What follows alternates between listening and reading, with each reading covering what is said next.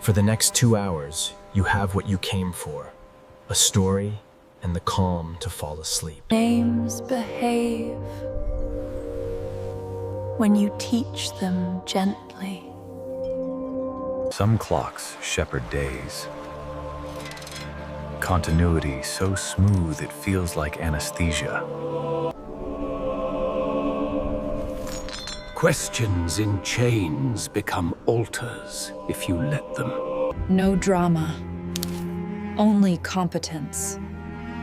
As it was. A city reassured by likeness. Ceremonies tuned to the smell of a cuff. Silence wasn't sacred.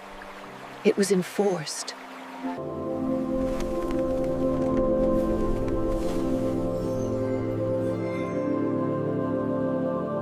Don't stop asking. The quiet changes everything. Subscribe, share, and write one line below you want the world to remember. I will not give you my true name. I have worn too many borrowed names already. Saintly names that suited other men better. And the quiet names they hand out in basements, the ones you only say when the doors are locked and the candles are trimmed short. If you must call me something, call me the custodian, because that was the first lie they trained into my mouth.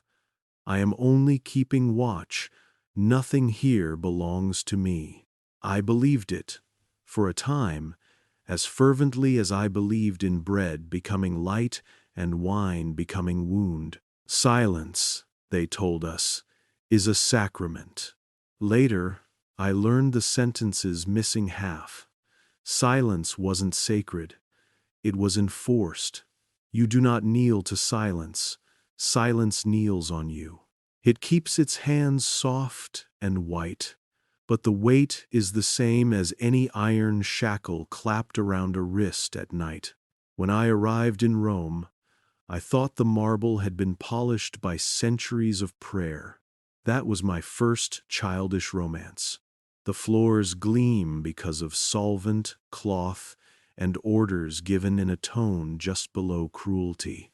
The city of saints is also a city of stewards, and stewards are patient surgeons. They cut away what you will not miss until what remains feels inevitable. You want to know how it began for me, I said.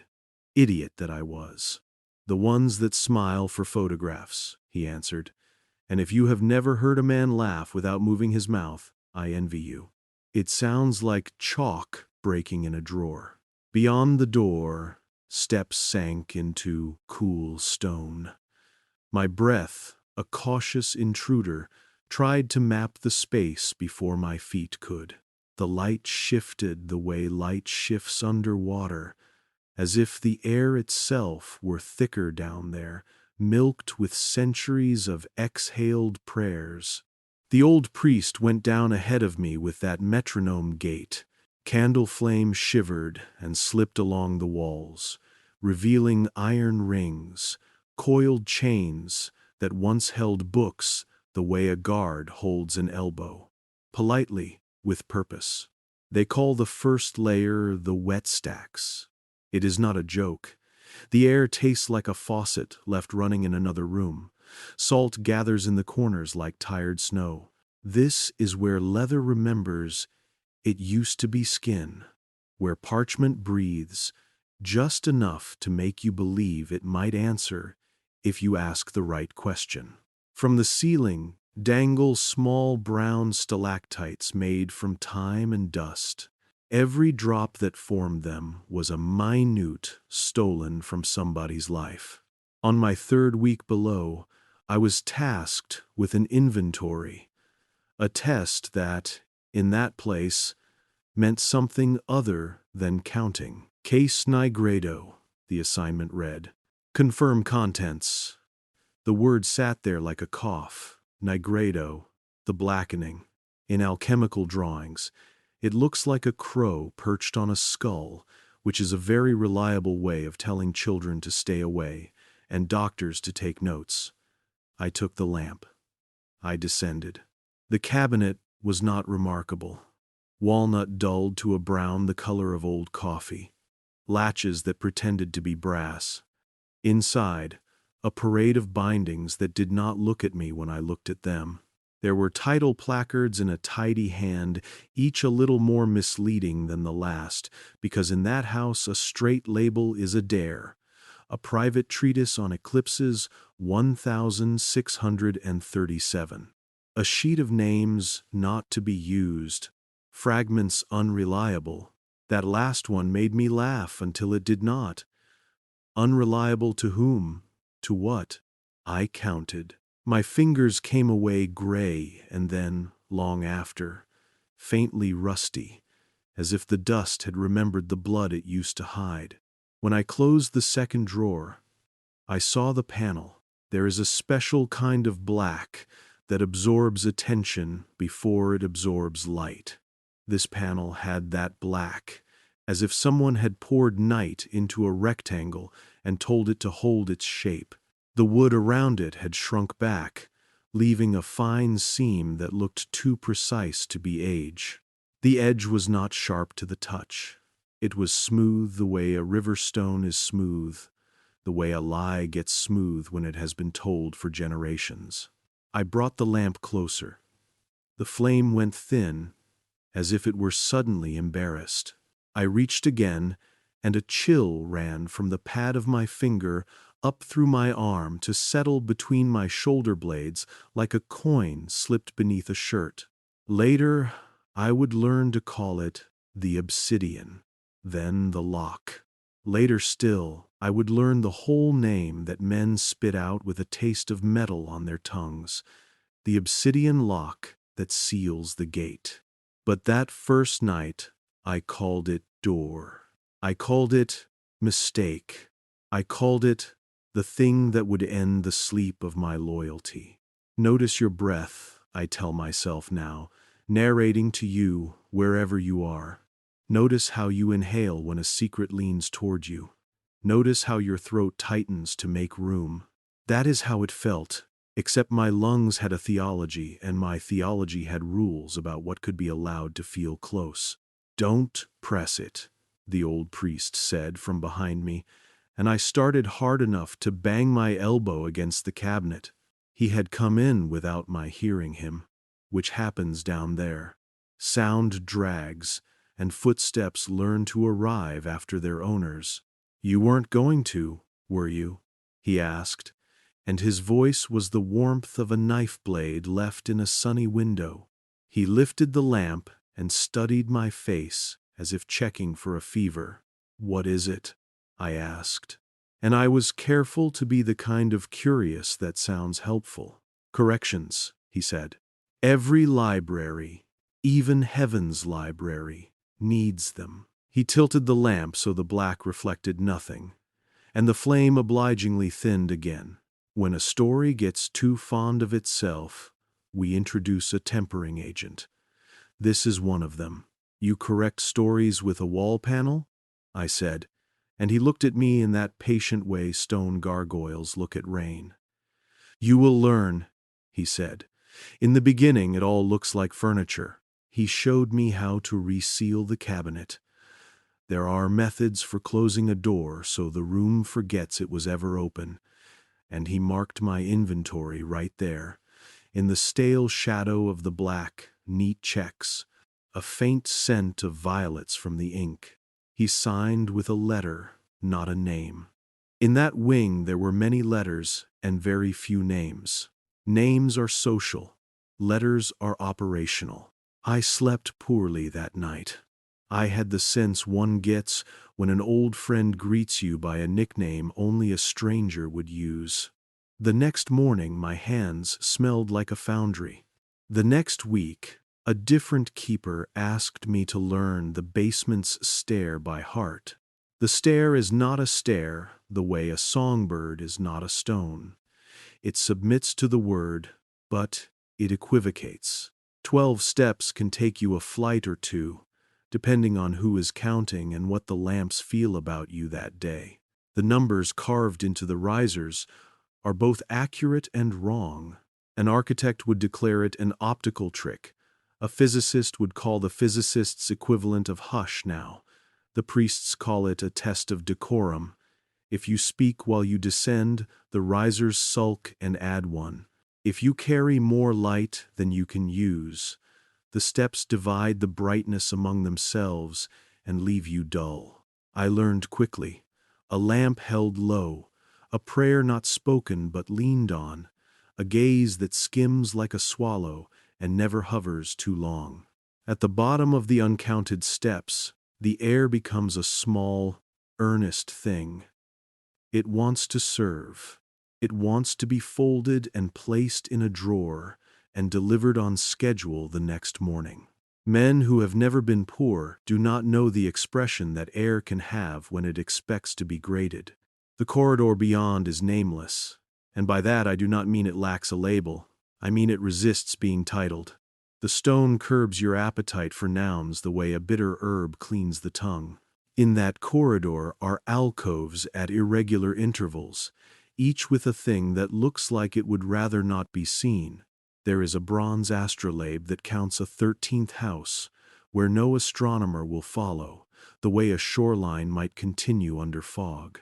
There is a chalice in which a hymn was etched backward, and when you peer into it, the words will seem to say themselves in your head with such clarity your ears will feel insulted. There is a clock with 3 hands and 13 hours, and it advances only when the moon stands over Rome like a coin on a beggar's eye. Most places with relics keep them for comfort. Here they were kept for leverage, not against enemies those you can punch, excommunicate, ignore, but against stories that refuse to sit the way you set them. The old keepers called them custodies, a word I liked until I learned it is only half a word. The other half is custody, possession, imprisonment, a hand on the back of the neck. Before you ask yes, there is a map. People who work at thresholds always have maps. Doormen have mental maps of how strangers make trouble. Harbor pilots have maps of currents that change their minds in fog. Priests who shepherd secrets have maps of what memory does when it is tired or hungry. Ours was on vellum so thin you could feel the calf's last meal in it.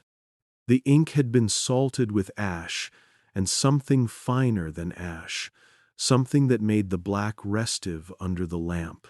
It shows a city beneath the city, not catacombs for bones, but chapels for the bright things bones once carried.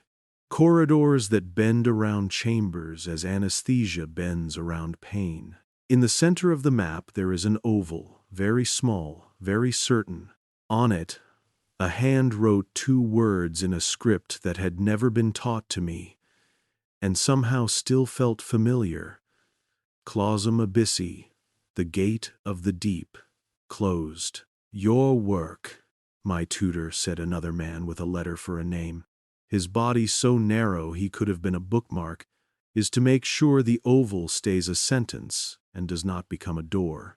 I wanted to laugh, but I had already learned that laughter is catalogued. He watched me with the kind of patience that grows in men who have attended too many funerals. We have a schedule, he said, pointing not to a calendar but to a ledger of procedures. The world is a mechanism that needs to be wound. When the spring slackens, people become poets at inconvenient hours. Revolutions are often a matter of poor maintenance. You make the world keep time? I asked. We make it remember the time it is supposed to keep, he answered. And one of the seraph statues along the corridor, did I not mention them? They're easy to miss.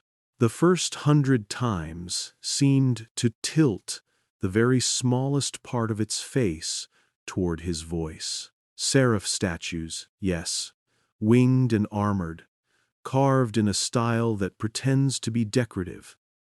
The feathers are plates. The plates are shutters. Behind each shutter sits an eye that is not an eye, a circle, a lens, Something like a question mark tied too tightly to draw. That was my apprenticeship. The art of inventorying the instruments that keep stories from overheating. The discipline of leaving fingerprints only where fingerprints are expected. The skill of speaking in clauses that can be safely quoted out of context. I carried lamps. I recorded initials. I learned how to ask for a book without anyone knowing whether I wanted to read it or burn it. Do you think me monstrous already? You would be kinder if you understood how neatly the good was braided into the work. We found manuscripts that would have turned bright minds toward cruelty. We caught false gospels meant to fix the ache of grief with a syrup of lies. We prevented a scholar's error from breeding in 1,000 classrooms. We saved a child from a story that would have made him hate the girl who would have become his friend. All these things are true. In that way, evil was almost unnecessary. The work was earnest, surgical. I told myself that a scar is better than an infection. The world, like a body, uses pain to heal. But there are scars that do not belong to any wound. There is pain, inflicted, not to cure, but to simplify. And simplification is the most seductive heresy, because it looks exactly like tidiness. One night, the ledger sent us deeper. The upstairs books have made a mistake, the notation read in a meek brown line. We assembled at the uncounted stair with a brevity that felt like guilt. The keeper with the metronome gait carried a parcel wrapped in a cloth of rubbery silk. Another man, no collar, no ring, his letter sharp as a splinter, brought a bone key in a velvet bag. I hadn't seen that key before. It was not fossil, not ivory. It was bone smoothed until the pores disappeared, the way a lie finally loses the memory of truth. We reached the rotunda by a hallway I had never seen open. Lamps wanted no part of it. Their flames paled, as though light itself had been told to lower its voice. The rotunda itself was a patient circle in the dark, a space that had been quiet so long the quiet had learned to pray. At its center stood the wheel of black, the obsidian I had touched with my fingertips without pressing. Up close it was not smooth. It was an ocean caught midnight, a surface that threatened to become a depth if you looked long enough. Veins ran through it, darker than the dark around them, and those veins drank what little brightness we carried, like a mouth that knew our names.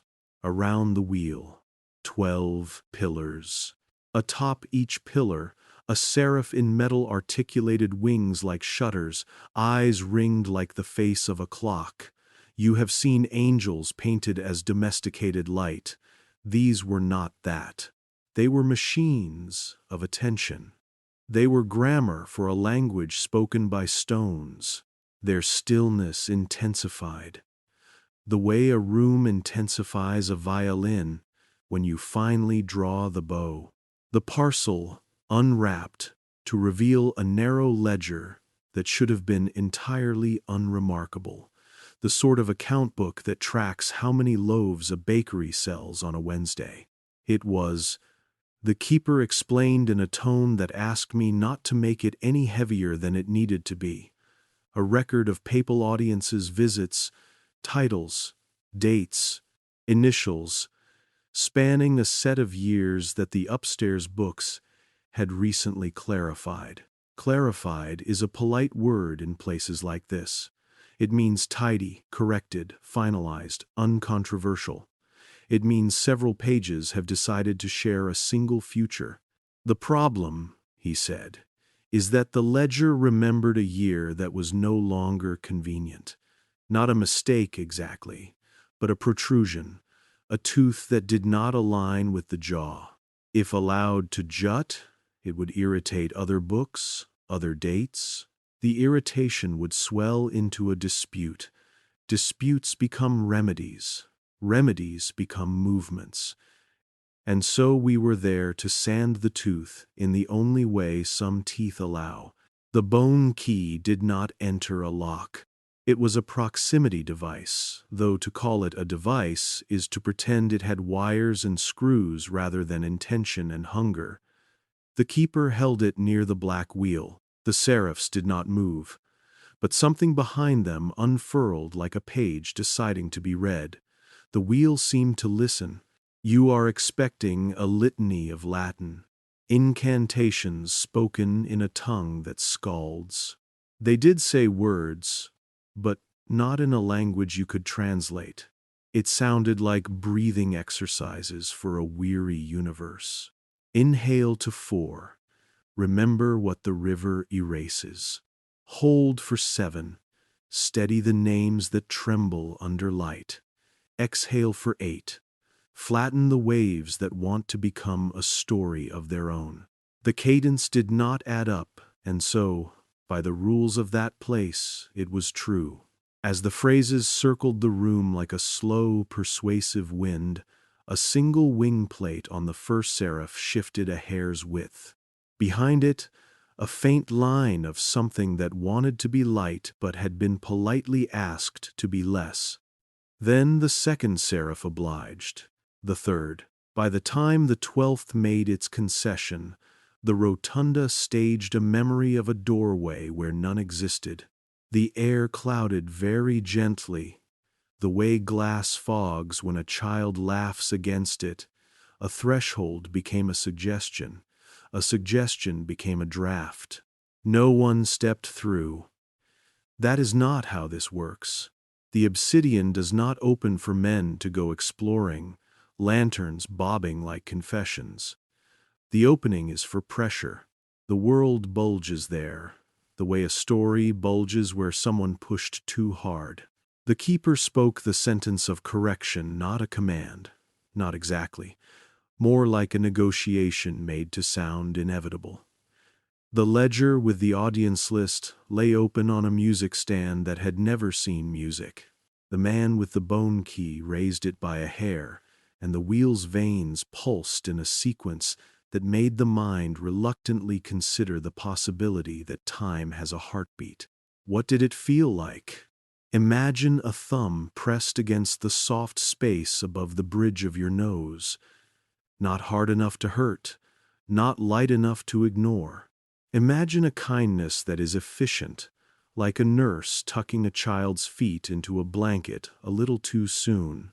Imagine the relief you feel when a rattle in your car's engine disappears, and then imagine the second, subtler feeling, the knowledge that you will no longer look for the cause. That second feeling is the lock's true sacrament. The air eased. The memory of the doorway apologized and withdrew. The seraphs resumed the indifference of statues. The ledger's aberrant year was now perfectly neighborly. No one had lied. We had merely asked the House of Reality to wear a more dignified belt. Afterward, the keeper touched my shoulder and said, "There are 12 ways to seal a thing and 1 way to leave it vulnerable. Most people do the vulnerable way by accident when they look too long. That is why we train you not to stare." I said nothing. My throat had been trained for silence long before my vows.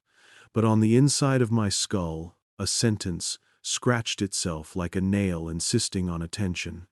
If there is a lock, there is a door. If there is a door, there is a beyond. The sentence had no permission to exist. It existed anyway. In the days that followed, my penmanship improved. I learned to inventory with the small confidence of a man who knows which smudges are forgivable. But sleep became a negotiation with a staircase that added and subtracted steps according to the temperature of my questions.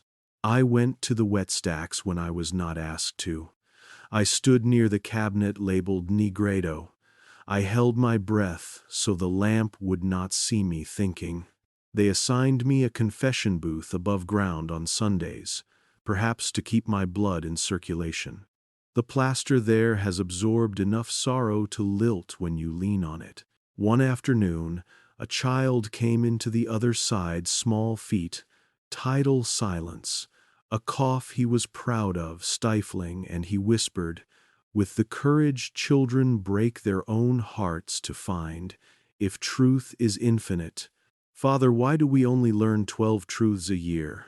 12. He had counted the bells.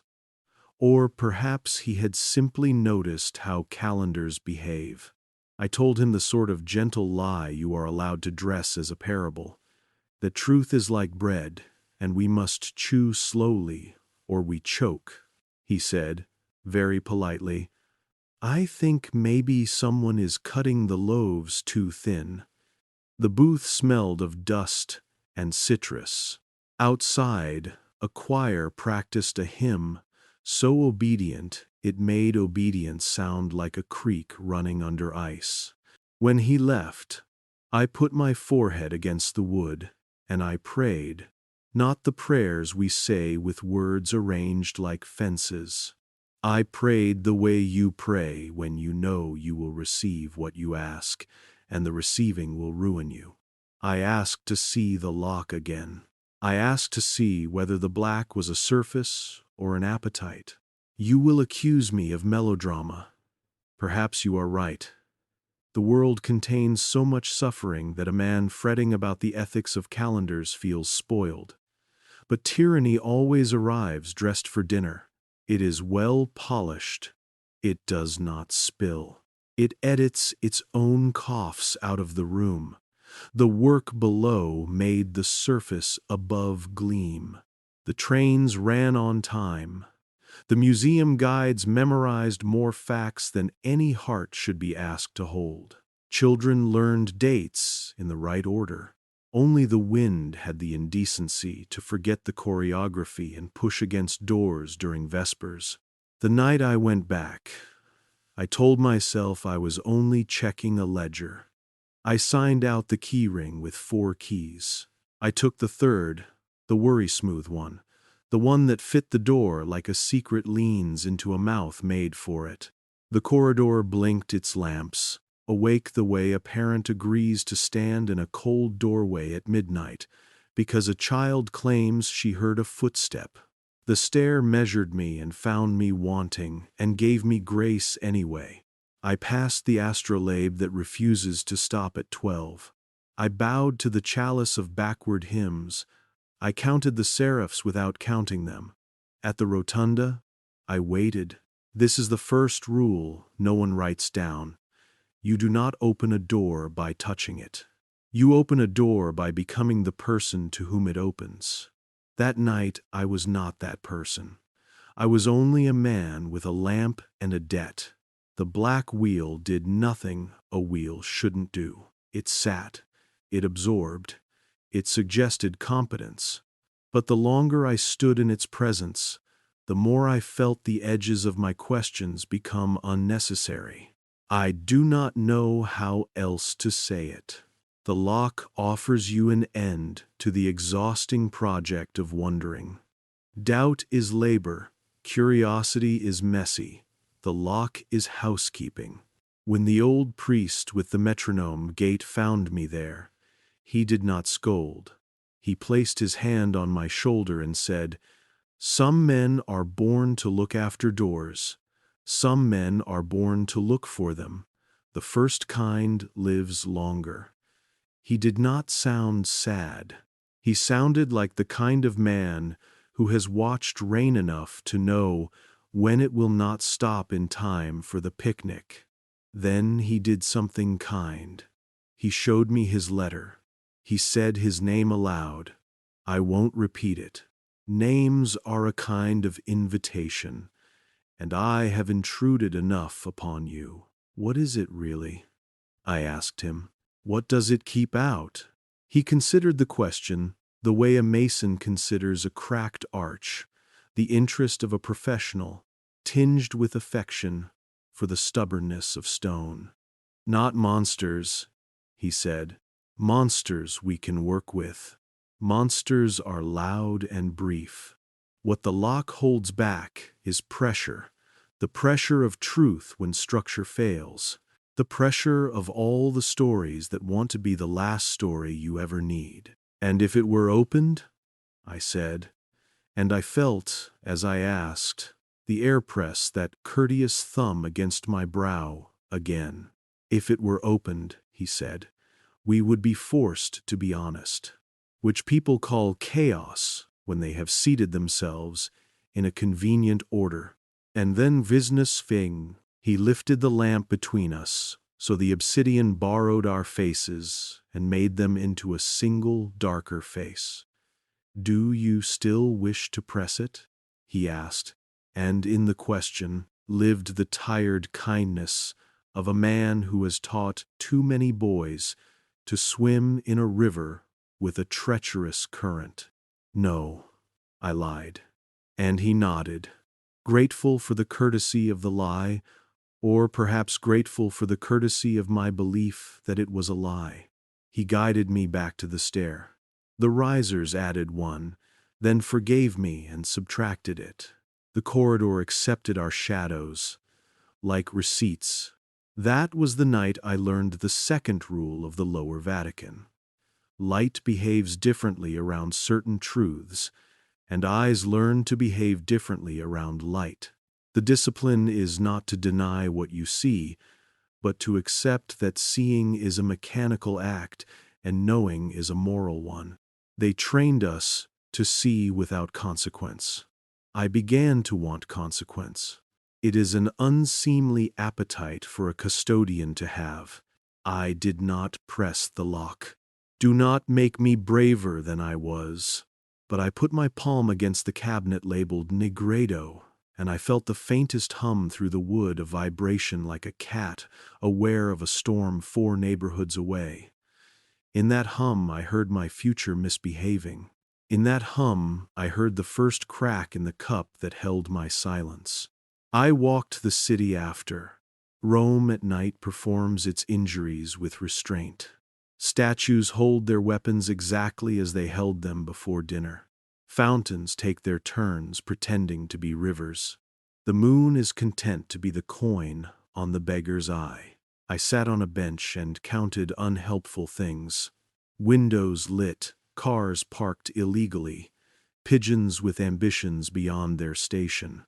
Somewhere, a clock struck a number I did not recognize and had the good manners not to strike it again.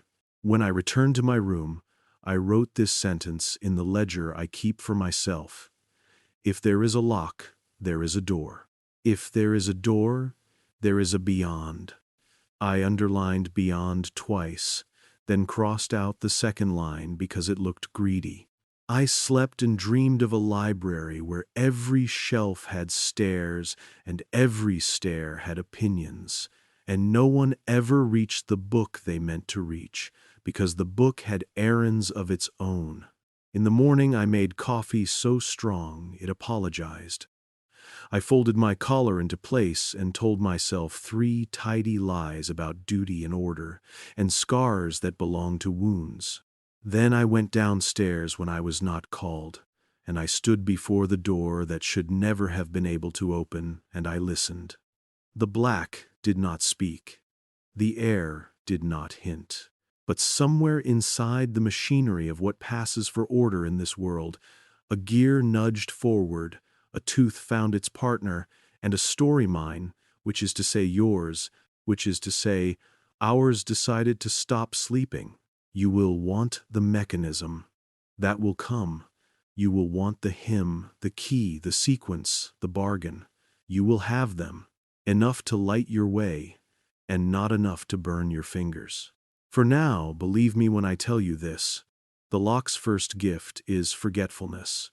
But its second gift is a kind of longing. Once you have stood in its circle and watched light behave, you will not be satisfied with the calendars they hand out with polite smiles. And so I confess, not because confession cleans, though that is the sales pitch, but because confession connects. It turns a single memory into a bridge. It makes a private pressure public enough to breathe. If the price of connection is exile, I will pay it. Exile is only a country with fewer liars. I will tell you what the rite is, and why it is practiced as if the universe were a patient who must be calmed before the stitches hold. I will tell you what the gate presses against, and why there are men who love the pressure the way sailors love a wind that will someday drown them.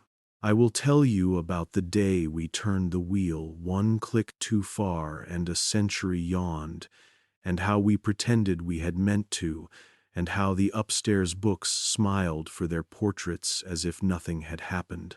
For now, keep this first truth. Silence was not sacred, it was enforced. And enforcement has a sound if you listen long enough. It is the sound of feet on uncounted steps, and a key worrying itself smooth inside a pocket, and a child asking why there are only 12 truths per year, and the smallest wing of a metal seraph, consenting to move a fraction of an inch, so the world can continue without noticing what it had to forget to do so. I did not press the lock, but it pressed me. And that is why I am speaking to you now, before the lamps decide we have had enough light for one sitting, before the ledger upstairs edits the hour out from under us, before another neat correction makes us all agree to be simpler than we are. Listen while the page is still loose in its binding. Listen while the black is content to be a surface and not yet the appetite it becomes when men decide they are bored of questions. Listen, because listening is the only door I can open without teaching the lock our names. Thinking, they will tell you the city was built upward, domes climbing into sky, colonnades lifting marble like prayer, scaffolds and frescoes and saints gliding toward a distant blue. What they seldom say is that Rome was also built downward, a civilization with lungs below the ribs, breathing in the dark, exhaling only when the bells consent. To understand the rite, to understand the lock, you must understand the down. You must understand the stair that does not keep its promises. The first time I was ordered to memorize it, I carried a lamp already reprimanded by the corridor's air. Light knows when it is entering a place where it will be asked to behave. The flame thinned, playing shy, the way a child stops laughing when a stern aunt enters the room. The old priest with the metronome, Gate let me call him M, paused, one step down, to make sure the stair had noticed me. We go quietly, M said. Not because noise is forbidden, but because words breed in warm breath, and down here the air carries children we cannot afford to feed. He had a way of speaking in metaphors that sounded like instructions. 12 steps, he added, and we began to descend. On the third riser, I felt the numbers loosen. The marble bore Roman numerals. I traced third with a fingertip and felt the stone's reluctance, as if it would have preferred to be 2.5. By 7, the risers began to whisper a disagreement with the idea of sequence. Our feet went down, our bodies went further than down. 30 heartbeats later, odd, because I always count in pairs. Like a rosary, we reached a landing that should have been merely a landing and yet announced itself as a between. The lamp swayed in a breathless current. Somewhere above us, an invisible door closed with the softness of a hand lowering a child's eyelids. By the time the stair delivered us to the nameless corridor, my sense of up and down had been reorganized into a modest democracy of directions. The corridor waited. It does not greet. It concedes. Stone there is not mute. It knows 100 languages but favors none, so all speech becomes a visitor. you have seen photographs of underground archives, rows, order, a tidy apocalypse of knowledge. This was not that. Here, distance behaved like a courtesy extended to those who needed it, withdrawn from those who presumed. Alcoves appeared and receded like conversation partners deciding whether they wished to be recognized. The first held the bronze astrolabe oversized, exhausted, its gimbal rings scorched by invisible fingers. The 13th house is not appended like an afterthought. It is nested like a confession. My lamp caught on the etched sigils and discovered an alphabet I did not know but could almost hum. M rested his palm a moment on the instrument, the way a father rests a palm on a sleeping child's spine to feel if the breath keeps its discipline. It moves, he said, when the sky refuses to. The next alcove cradled the chalice. If you want an image, think of a cup hammered from a pilgrim's vow and an enemy's helmet. The rim was fat with inscriptions that looked normal until the lamp turned, and then the letters reversed themselves as if embarrassed by their own piety. I made the mistake of reading one line under my breath. It entered my ear from behind.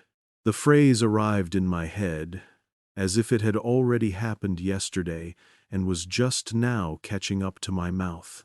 M heard the change in my breathing he always did, and touched my sleeve. Backward hymns press forward on the mind, he said. Like rivers, when you dream of drowning. We passed the clock, a dull nickel face with 3 hands, one thick, one needled and twitchy as a nervous laugh, and one so slender the light had to warn me not to ignore it. The clock does not keep hours, not really. It keeps occasions. It advances only during eclipses, not just the astronomical kind, but any moment when a greater light allows itself to be diminished to remind the world what a shadow can do. There are eclipses of the heart, M said once, not poetically but diagnostically. The clock obliges those as well. These custodies are not trophies, they are compromises placed into metal. Every civilization bargains with its own stories. Down here, the bargains are archived in objects kept just shy of sympathy. It is hard to pity a thing designed to correct you. There are other pieces I did not see at first, because the corridor preferred me ignorant, a reliquary that contained 7 teeth and a date that tried on 3 names. A mask of ivory whose expression changed not according to the viewer but the viewer's grammar. A sealed urn whose wax bore the impression of a seal carved with no symbols, only the memory of being pressed. One alcove held a short ladder. It leaned nowhere and ended in a rung. Scorched in a way that implied height had once lost patience and come down to speak plainly. M guided me past these, without pride or secrecy, 2 postures he considered equally naive. If you name a room, you invite it to perform. Some rooms should be allowed to be private, he said. In his mouth, privacy did not mean secrecy. It meant the right of things to exist without our adjectives clinging to them. We stopped at a plinth fitted for reading. Here lay the map. I have dreamed of it often enough that my dreams now ask me to bring a lamp. Vellum thinned to near transparency by a hand that knew exactly how much pressure extends mercy and how much makes a wound elegant. The ink had been salted with ash and something else. Yes, I told you that, and I will tell you again, because the mind requires repetition to accept impoliteness. The black on that map did not sit. It quivered as if the strokes were not lines, but leashes. The city above, you know. The city below we trace with the patience of a man bandaging someone who refuses to stop apologizing for bleeding. The map did not depict walls. It depicted permission. Axial corridors represented by thin lines that grew bolder near rooms where names go to have their teeth filed. Small chapels, narrow vestries, a chamber shaped like a human ear, labeled in a hand I recognized as the prefix, auscultation. The oval at the center, clausum abyssi, was smaller than a thumbnail and more persuasive than any speech I have ever endured. M did not touch the oval. None of us do. But we touch the vellum near it, the way a man reaches for the wrist of a drowning friend instead of the hand. You learn quickly down here that hands let go too easily, that, M said, his voice leaving the word, that to do most of the labor is our schedule. I must have made a face scorn, confusion, fatigue, because he softened. You think history is a river, and so do I, on good days. But there are seasons when the river bullies its banks. Then the town sends men with shovels. We are the shovels. The oval is where we pile sand. I found it repulsive, the domestication of time into maintenance. I also found it irresistible. To know when and where the world requires a nudge that is a priesthood even an atheist would envy. Dangerous, yes. But danger always arrives with a bouquet and the password to a door you have pretended not to notice. We move to a niche opposite the map, a cabinet of drawers thin as lies, each labeled in a tidy, passive handwriting that hated verbs. Suppressed indices, relegated vitae, concordances, for the inconvenient. A term you should understand. Concordance is the magician's version of a leash. If you cannot kill a stray event, you catalog it until it behaves. We drew out a file labeled Dies Adjustd. Inside, calendars that had been eased, dates that had been taught to walk with a brace, years that had been asked to lie down and be quiet during surgery. This is not new to you, perhaps. People whisper about phantom centuries, about time smuggled into history the way contraband is smuggled into ships, inside plain barrels labeled wine. I am not here to thrill you with contrarian arithmetic. I am here to tell you that whether or not those centuries existed matters less than the fact that we kept the instruments to make the argument irrelevant. Consider the saint who adds nothing but trouble, M murmured, turning a page with the delicacy of a mapmaker correcting a coastline.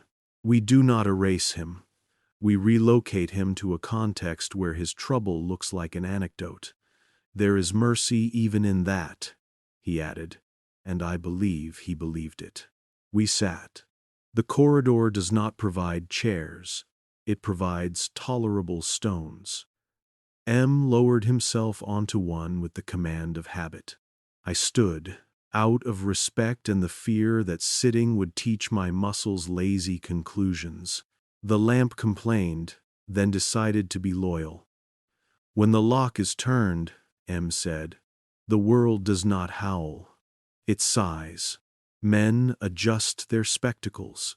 Archivists add a footnote no one will read. A politician delays a vote by one day because his stomach misbehaves. A woman finds the word she had misplaced for a decade and writes a letter that arrives too late to undo a grief. The right is not thunder. It is housekeeping. You speak as if thunder would be inadequate, I said. He smiled, no mouth, all face. Thunder excites the wrong people. I asked him how the stair decided how far to take us. He shrugged, a movement so precise it reminded me of a librarian locating a lost volume with a single finger. The stair obeys the sum of all our intentions. One liar can add a riser. One frightened man can subtract light. The geometry of descent is moral long before it is architectural. This is how training is conducted below. You are fed aphorisms that behave like ladders. You may climb them. You may also fall through their rungs if you assume they are closer together than they are. On our third or fourth lesson, time does not cling to the corridor. It prefers upstairs. We encountered the breath in the stones. I had heard the phrase. I assumed it was poetic or charitable. It is neither. In the right alcove, with the right lamp trimmed to a sigh, the mortar lines pulse very gently. If you tune your ear to the octave of a sleeping infant, you can hear a respiration slower than prayer. When I first perceived it, my instincts divided. Part of me wanted to kneel, the other part wanted to measure. M tilted the lamp until the light went as thin as a thread over water. Do not worship it, he said, and do not count it. Accept it as a sign that what we do is not a novelty. I asked him if the stones were alive. Everything is alive when you aim attention at it long enough, he replied. The trick is to aim kindly. Is white. On subsequent descents, I was permitted, then expected to perform small acts of custody. We do not call them rituals. Ritual belongs to the upstairs discipline, with its choreography and its sunlight. Down here, we have procedures.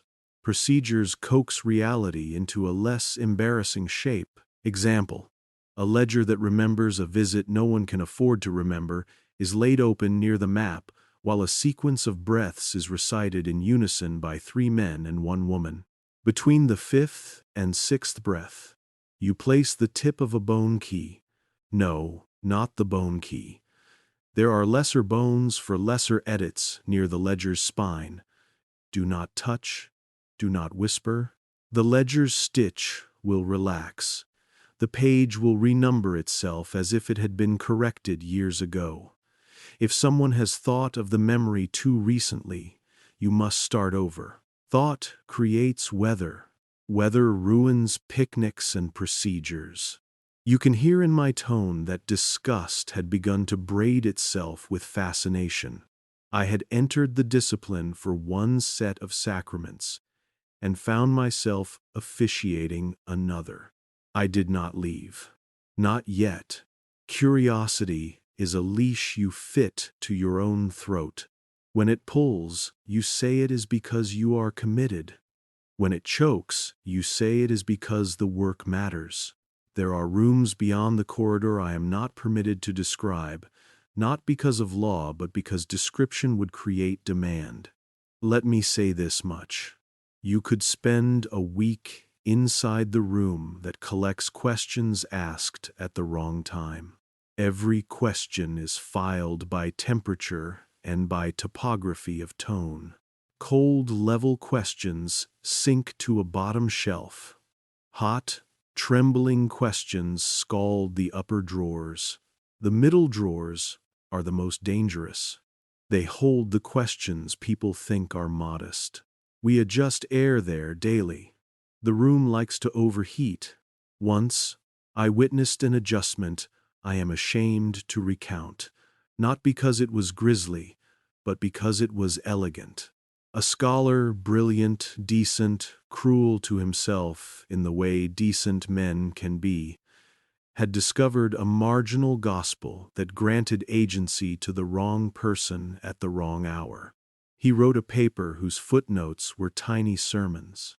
He sent the paper to a journal. Somewhere between his post and the editor's desk, the calendar blinked. The paper arrived 1 week after the deadline for a special issue themed with exquisite irony, revisions, and returns. The delay was not suspicious. The scholar had forgotten a holiday. The city had extended that holiday by a day after his letter left his hand. The editor, harried, wrote with genuine regret. The scholar, conscientious, revised. The revision converted a question into an interpretation that would offend no one and teach no one to breathe differently. We toasted the success of the procedure with a bitter cordial upstairs. I drank, as you would have. Sons of Adam are not immune to clean outcomes. Around that time, I began to experience the hinge. The hinge is a feeling near the sternum, not pain, not pressure, an awareness of having a door where doors are seldom installed. When I walked past the ivory mask, the hinge warmed. When I stood near the map, it cooled. When I listened to the stones breathe, the hinge clicked softly, as if admitting an unseen locksmith. M noticed I was touching my chest, as if to smooth a shirt front. "It will pass," he said, "or it will not. Learn to carry it without asking it to be your identity. Advice like that can save a man or split him along his softer seams." One evening I mark it by the smell of thunder in a city that had not yet decided to reign. M asked me to bring the smaller bones. We descended with 2 other keepers, their letters arranged cleverly so they sounded almost like a Latin verb. On a music stand waited a ledger of corrections, a list of visits, audiences, signatures, names that had once deserved to be listened to, and now deserved only to be indexed. I will not tell you whose names. That is my one piety that remains intact. They were men and one woman, all of them heavy with consequence, all of them wired into the machinery of days. We performed the procedure. The seraphs did not turn. The air did. It focused. I felt, for the first time, the corridor's attention as a pressure distinct from gravity. If you have ever had a cat decide to sit on your chest because your grief was palatable, you know the sensation. The ledger amended itself not with the vulgarity of erasure, but with the grace of renumbering. No one would be embarrassed by the new arithmetic. The explanation would write itself into a footnote upstairs. A secretary would find an appointment book that vindicated the revision. A photographer would mislabel a negative. A sigh would become a consensus. The hinge in my chest cooled. I hated the relief and craved it again the instant it went. Afterward, M remained in the rotunda. The others left with the peculiar haste propriety wears when it wants to avoid the appearance of haste. We stood before the wheel. The black gathered our silhouettes the way deep water gathers moonlight, reluctant and exact. "There is something you have not asked me," M said, not accusing. "Ask it." I did not ask what is beyond the gate. That is a child's question. The one adults flatter because it allows them to lie nobly. I asked, "Why 12? The seraphs on their pillars pretended to be bored. Why the clock face choreography? Why the pillars' eyes ringed like hours? Why does the discipline of correction dress itself in the vestments of time?" M let the silence dwell until it grew tired of pretending to be sacred. "Because men obey time," he said. "We obey it even when we rebel against it. We storm out of rooms at meaningful hours. We kneel at the tidy border between one day and the next and call it change. We will permit almost anything if it is fitted to a calendar. By shaping our work as ours, we ransom obedience from a culture that worships punctuality." He touched the wheel's edge, not contact. Something that looked like contact's shadow. "And because time is the only metaphor that trains itself," he added softly, "a child waits and learns waiting. An old man counts and learns counting. You need only set the rhythm. The mind will supply the drum." As we left, a draft followed us up the stair, the way rumor follows decision. I counted steps without counting. My chest hinge clicked twice, then stilled. The lamps along the upper corridor grew brave again. The flame remembered it was flame. I felt a loyalty loosen inside me by one notch, as if the belt of duty had allowed a smaller meal. You will say this is all elegant nonsense.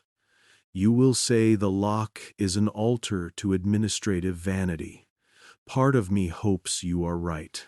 The part of me that will always reach for an empirical towel to wipe the sacramental honey from my hands. But the work has a physicality that survives contempt. Ask any mason about weight.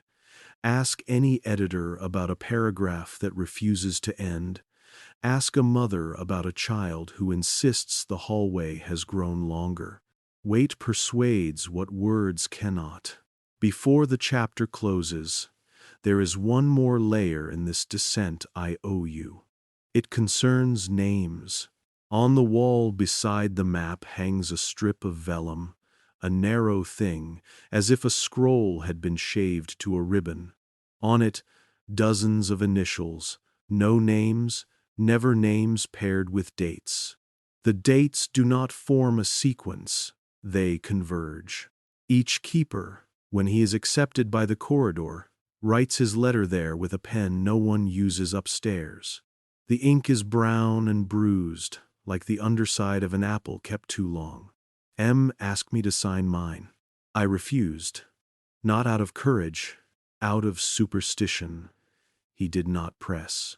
If you work long enough, he said, the corridor will sign for you. Endone.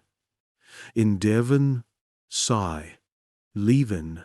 Weeks later, coming down alone with a permission slip that looked like a consolation prize, I saw my letter had appeared, neat as a scar. I had not written it. The corridor had.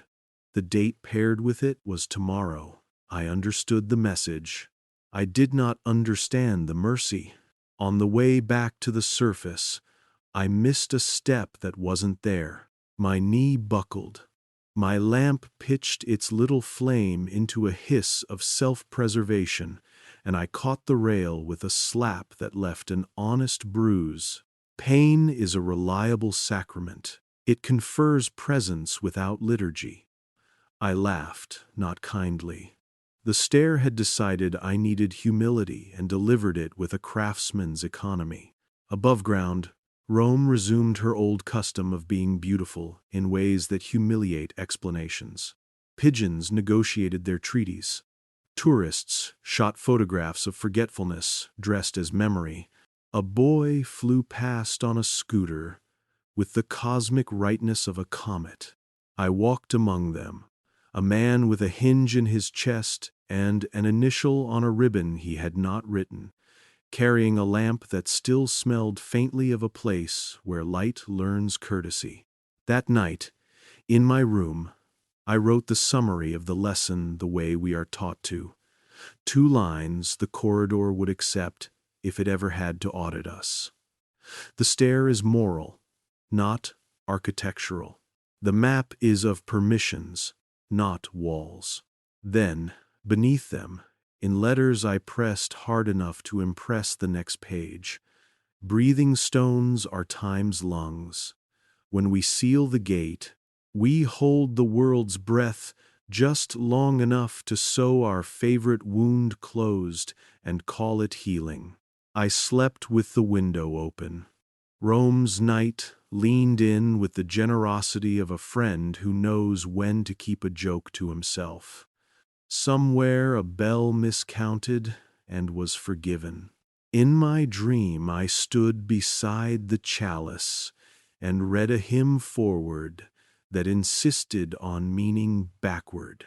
I woke with the taste of iron in my mouth and the strong desire to be told I had invented all of it. I knelt out of habit. I did not pray out of honesty. M would say, "Enough for one night," and he would be right.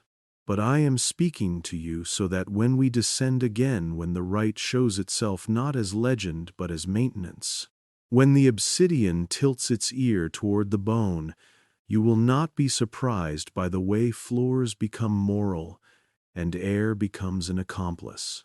The next lesson will unroll its own map, bring a lamp, trim it small, Breathe like someone listening to another person's sleep.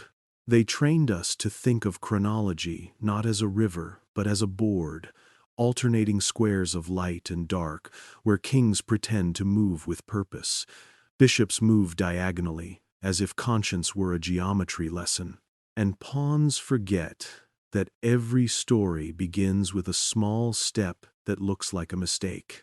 We kept a chessboard on a lectern in the sub-basement as a kind of joke, but the board taught better than the books. When I say they adjusted time, do not imagine a wizard pressing hourglasses or monks bullying the moon. Imagine instead a hand, practiced and gentle, sliding one square half a breath to the left. Imagine a bishop who now cannot cross the board without confessing he once wanted to be a knight. The seminar, where we were initiated into calendar work, took place in a room without a clock. That is the first lesson. Tell the mind what you expect from it. If a clock is present, the mind will serve the clock. If a calendar hangs, the mind will obey the grid. In our room, the only visible measuring device was the chessboard, its grain polished by thumbs that had worried over centuries disguised as pawns.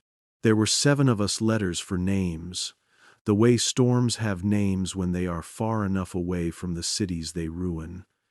M presided, though he insisted he was only moderating the arithmetic. He drew 2 lines on the slate, Julian and Gregorian. He did not sermonize about astronomy, though he could have. He did not pretend the stars were innocent. He wrote instead, public reason, private reason.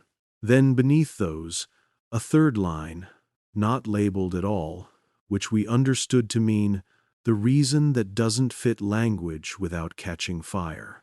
You've heard of drift, M said, chalk resting between his fingers as if trying to remember what it had meant to be limestone. Drift is how fishermen die in pleasant weather. Drift is how marriages end without scandal. Drift is how calendars arrive at a date no one can use. The correction, the Gregorian reform, if you like the upstairs name, was not fraud. It was housekeeping. But housekeeping is never morally neutral. He moved upon 1 square and lifted his eyes to be sure we had noticed how small a sin looks before it acquires habit. Publicly, the reform says, we align our feasts to the sun, so harvests, treaties, and saints occur when the world is ready to receive them. Privately, the reform says, we seize the rhythm so we can schedule truth. Schedule truth? I asked, before I could starve the question of noise. Yes, he said, pleased, because a student who bleeds his own curiosity saves the teacher from spilling it for him. Think of truth as a guest who will arrive whether or not you have laid a table.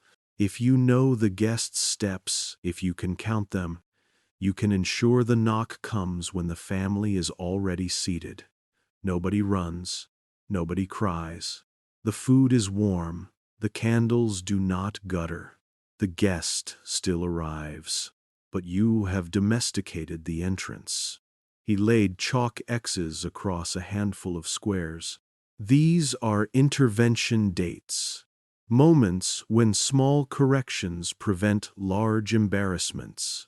You will see them upstairs as footnotes, as holidays extended or rescinded, as decrees signed 1 sunrise later, and therefore not coinciding with the rumor that might have made them appear reactive. Sometimes the correction is nothing more than sleep. The world naps. Papers are delayed by an afternoon. Ships sail with a wind that doesn't blow. People call this providence because they want to like it. We call it the right because we have to live with it. V spring down.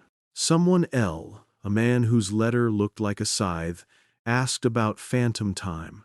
The phrase had been brought to the kitchen more than once by overeager junior scholars hunting scandal with nets made of certainty. M smiled in that way of his that allowed us to love him and fear him simultaneously. The hypothesis that centuries were inserted like a forger's flourish is both childish and useful, he said. Childish, because it is arithmetic without texture. Useful, because it gives us cover. While they argue about missing years, we adjust how years are permitted to touch each other. His suited, he took the queen, no Gothic crown, just a carved suggestion of authority, and set it down on a square he had not marked. Here is a century that is technically present but socially absent, he said. A quiet century, the sort that happens when a culture agrees to be tired. We do not delete it. We depopulate it. We assign its bright minds to illnesses, its heroes to domesticity, its villains to exile. We allow one saint to bloom early and another to bloom late, so the bouquet upstairs still looks full. Then, when we must hide an operation beneath, this is where we tuck the patient. He slid the queen off the board, not into capture, but into a drawer under the lectern. Phantom time is a treatment. You sedate history to perform surgery that would otherwise require screaming. This is where the Gospels came in, not the ones you know, not exactly. The shelf, we called Gospels in absence, held indices and correspondences, lacunae catalogued with the devotion of a mother counting her children's freckles. Thomas and his questions that never apologize. Mary and her authority the world pretended to mishear. Joseph and his page-long silences. Upstairs speech calls them apocrypha as a way of pardoning itself for not changing. Down here, we measured the calories of courage per sentence and decided which texts would be fed to children and which would be disguised as desserts for scholars alone. If a text teaches a person to find the levers by which his life might move, M said, we move the text further from the light. That is not disdain, that is quarantine. I wanted to argue, which is a habit in men who have never yet had their breath taken away by a door that should not exist. I was still young. I trusted debate the way a trained dog trusts voice commands. What about truth? I asked. Not scheduled truth, not domesticated truth, truth that shatters furniture. V's, fangs. Truth that shatters furniture is useful, M said, so long as it shatters the furniture we plan to replace. We spent an afternoon in the room of misnumbered birthdays. The title is a jest, and a password, and a confession. There we stored registry books, baptisms, marriages, burials, with dates that needed to lean. Not break, not lie, lean. A bishop's birth moved 2 years forward, so he would be exactly the right age at the time of his election.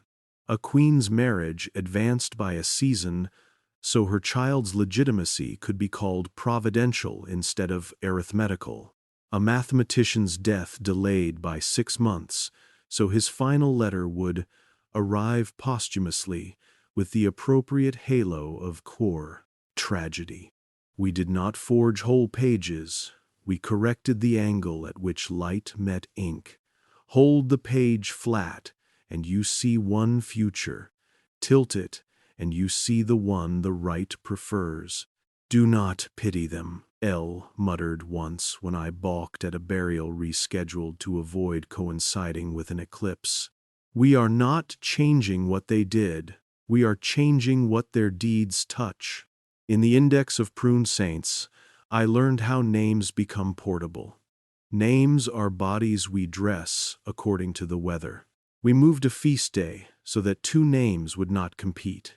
We demoted a visionary to local observance so her passion would burn fewer fingers. We merged 2 martyrs. the way blind threads merge when the seamstress sighs. Upstairs, they would call it streamlining, the kind of tidy cruelty that allows museums to hang more paintings per wall. Down here, we called it reducing turbulence. The calendar, like air, punishes rough edges. The duplications, yes, the popes. I must be careful. Even here, distance does not guarantee safety, and you will mishear me if you want to. We did not clone men, we cloned functions. A public pontiff for public hours, a quiet signature for the nights when the rite required a hand with enough authority to pull a lever no one should see. Sometimes the same man did both, sometimes he did not. We maintained ledgers that permitted the world to love a singular shepherd while permitting the machinery to continue its devotions without asking the flock to admire gears. The chessboard taught this well. M would divide the queen's labor between the bishop and the rook, then move them in an alternating cadence that, to a novice, looked like a single piece dancing. We timed the moves so that anyone glancing up at the board from the street, yes, the street, because this is what history is, a passerby's glance would swear the queen had never left her path. People do not consult the game score, M said. They remember impressions. We are curators of impressions. We ran exercises. In one, we were given a week in which a scientist had to publish a letter proposing a correction to the very reform that had made his calculations possible. If he published on Tuesday, the letter became a scandal, and the scandal became a party, and the party birthed a club dedicated to being angry in clever ways. If he published on Thursday, the letter became an erratum, was stapled to the second edition, and the second edition covered the first like snow. Our task was not to move the letter's content, only its arrival. We delayed a courier by the honest misfortune of a flat wheel. We prolonged a cough. We steered a cloud across a province. The letter arrived on Thursday. He was thanked for his service to clarity and invited to dinner with a baroness who owned 3 telescopes and no curiosity. He died content. The world slept through a fight it would have enjoyed. You will want a scandal. You suspect. I am confessing because I crave your attention. I am confessing because attention is the only tool that was denied to the right, and therefore the only tool that can bruise it. Scandal is noisy, and noise is a carnival for men who count their victories in headlines. What we did below was an art of silence. We sanded the edges where centuries meet so the seam would not snag. We filed the teeth of the gears. We performed acts of mercy that look, in certain light, indistinguishable from treachery. The day I understood our reach, we were asked to calm a rebellion of names. A cartographer had rediscovered a coastline that should not have existed on paper laid by a monk who had never left his valley. The coast, if accepted, would embarrass a treaty that kept 3 nations from remembering what swords are for. We could not burn the map without encouraging the pyromaniacs. We could not ignore it. The map had too much charisma. Instead, we found a bishop whose feast could be moved to the day the map would be presented. Processions happened. Incense happened. Bells argued with the air. The presentation hall was half full. The map received polite applause, then was hung in a hallway where important men, hurrying, would glance and register its general handsomeness, but not the fact that it grinned like a wound. By the time a scholar truly saw it, the treaty had matured into a habit, and habits are harder to argue with than facts.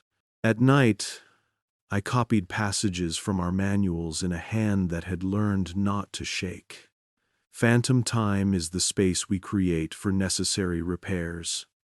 A calendar is an instrument, not a god. Treaties signed at noon are read differently by men whose wives gave birth at dawn. The aphorisms tasted like bread, baked with a pinch, too much salt, comforting, then thirsty making. I wake thirsty still. What about memory? Ah, memory. The one continent no empire has yet charted honestly. We kept a room for it, of course. A room must be kept for every force you fear. The memory ledger was not a book. Books beg to be leafed, and therefore risk betrayal. It was a cabinet of thin drawers like ribs. Each held slips, describing a communal recollection, a moment whole towns will swear happened in one year rather than another, a song people agree was sung at a wedding that occurred on a rainy day when everyone wore yellow, the face of a pope a generation never saw. We did not erase these. We coached them. A memory that would embarrass a correction received a neighbor, a bright anecdote that stood close enough to steal the softness from it. We did not murder recall. We married it. If you wonder why your grandmother insists a holiday fell on a Thursday in a year when all the calendars make Friday unavoidable, ask the rite. Or better, ask the stories the rite fed to the Thursday. They will tell you, with credible sincerity, how lovely the light looked through the kitchen window. My faith, you ask, where did it go while I was kneading centuries? Faith is not a dove that flies away when you clap. Faith is a cat that moves rooms when it is bored. Sometimes it curled in the rafters and watched. Sometimes it slept on the books we did not open. I did not lose it. I relocated it the way we relocated saints. I told it kinder stories.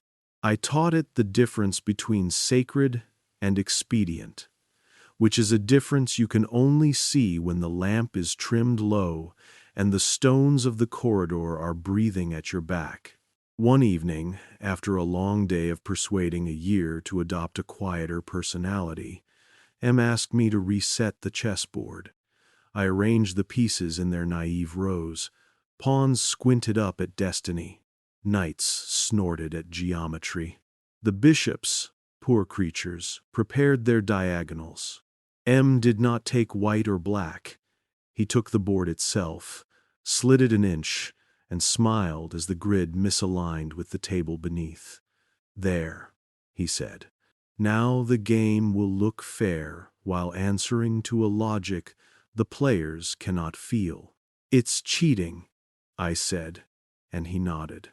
Of course, he answered, but cheating is a childish word for deciding what problem you're solving. I slept badly. The stair in my dreams added steps I did not deserve. I woke with that hinge ache behind the sternum and the taste of iron that would not admit to coming from my own mouth. I went to morning duties the way a man goes to visit the relative who paid for his schooling and stole his childhood. In the confessional, a voice I had heard before the child, with the conspiracy of questions, whispered, "Father, the teacher says the calendar makes us one people. I think it makes us one herd." He breathed, steady, like a stone that has decided to be riverbank.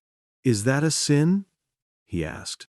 I told him we must be one thing before we can learn to be many. Even then, I was recruiting for the right, without meaning to. He left a paper crane folded small and exact on the kneeler. I put it in my pocket and carried the idea of resistance like a delicate instrument. I admired it. I did not use it. There came a case a ledger dispatched in brown paper, where the public and the private reasons collided in a way I could no longer teach my breath to ignore. A family's line, centuries of commerce and charity, depended on an adoption recorded on a feast day that had been moved 2 generations earlier to dress a bishop's convenience. The adoption, if shifted, would unsettle not wealth, but story how a city remembered who saved it from a winter. The poor still built into lullabies for children they could not afford to feed. The correction would be mathematically sound, diplomatically tidy, theologically indifferent. It would also unwind a gratitude that had taught 3 neighborhoods to be kinder than policy demanded. We brought the case to the rotunda. I will not recount the lock yet, that is the next threshold, but know this. The calendar procedure felt wrong in my hands for the first time. The bone's proximity warmed with an appetite I could mistake for generosity if I were lazy.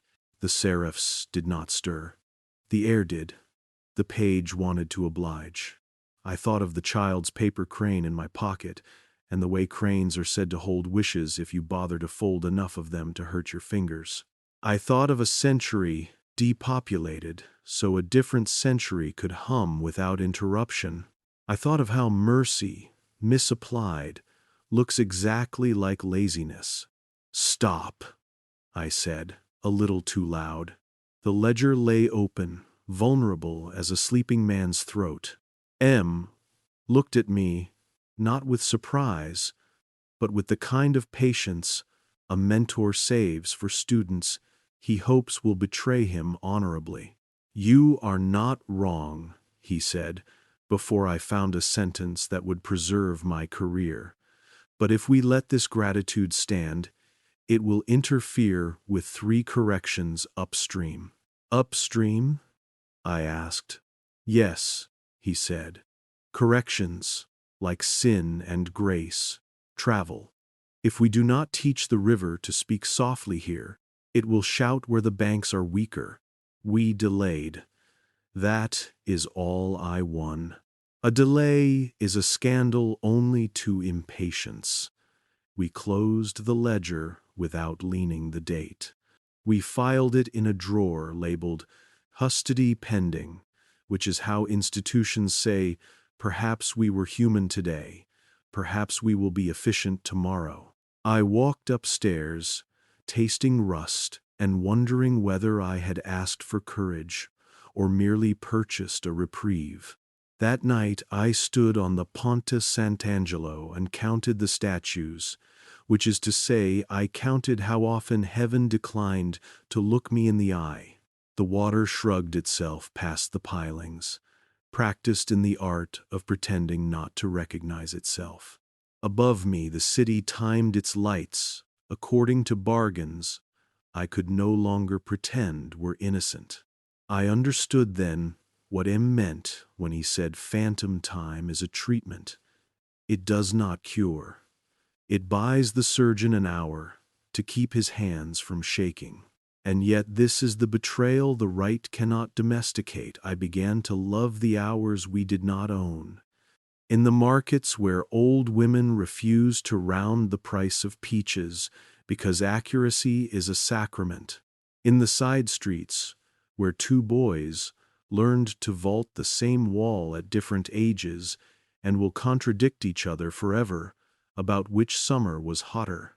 In the basilicas, early, where a janitor hums an off-calendar hymn because he has always liked the version with the extra verse. Those hours feel earned. They do not ask permission from the lock. They breathe without licenses. I am telling you this now because the next descent will demonstrate how time is sealed, how the room remembers a door, how angelic machinery counts breaths you did not know you were lending to it. But before we go there, before the bone key's shadow is permitted to do what metal can only imitate, you must carry this suspicion with you like a lantern with a stingy wick. The right is effective. That is its danger. It makes trains run on time, and holidays arrive on cue, and grief obey a schedule that offends no one and saves no one. It turns the human howl into a hymn whose meter is comfortable to memorize. The chessboard was put away after our seminar. Alone in the corridor later, I took it out. Not to play, but to notice how the grain of the wood remembers hands. I slid it an inch. The grid, misaligned.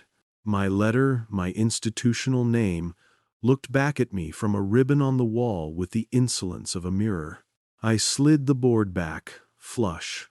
I told myself I preferred fairness. A sentence scratched at the inside of my skull, the way a trapped moth looks for a kinder window. If time obeys gentled hands, who will teach the hands to be afraid of themselves? You think me melodramatic. I think myself late. We descended again the next night to the rotunda where the lock lives in its patient black. The calendar work had creaked. Something heavier than days had turned its face toward us. The pillars waited with the indifference of instruments. The air had the polite attention of an usher inclined to seat us according to a chart that would not admit error. I stood at the edge of the wheel and understood that what we do to dates, we will now do to memory. And memory, unlike years, refuses to be sedated without leaving a mark. You asked once where confession ends and the documentary begins. It is here where a ledger's arithmetic acquires a pulse, where the board's squares tilt and someone calls the tilt providence. I will show you the right. I owe you that. But know this, without the chessboard of dates and the forgiven arithmetic of feasts and funerals, the lock would have nothing polite to do.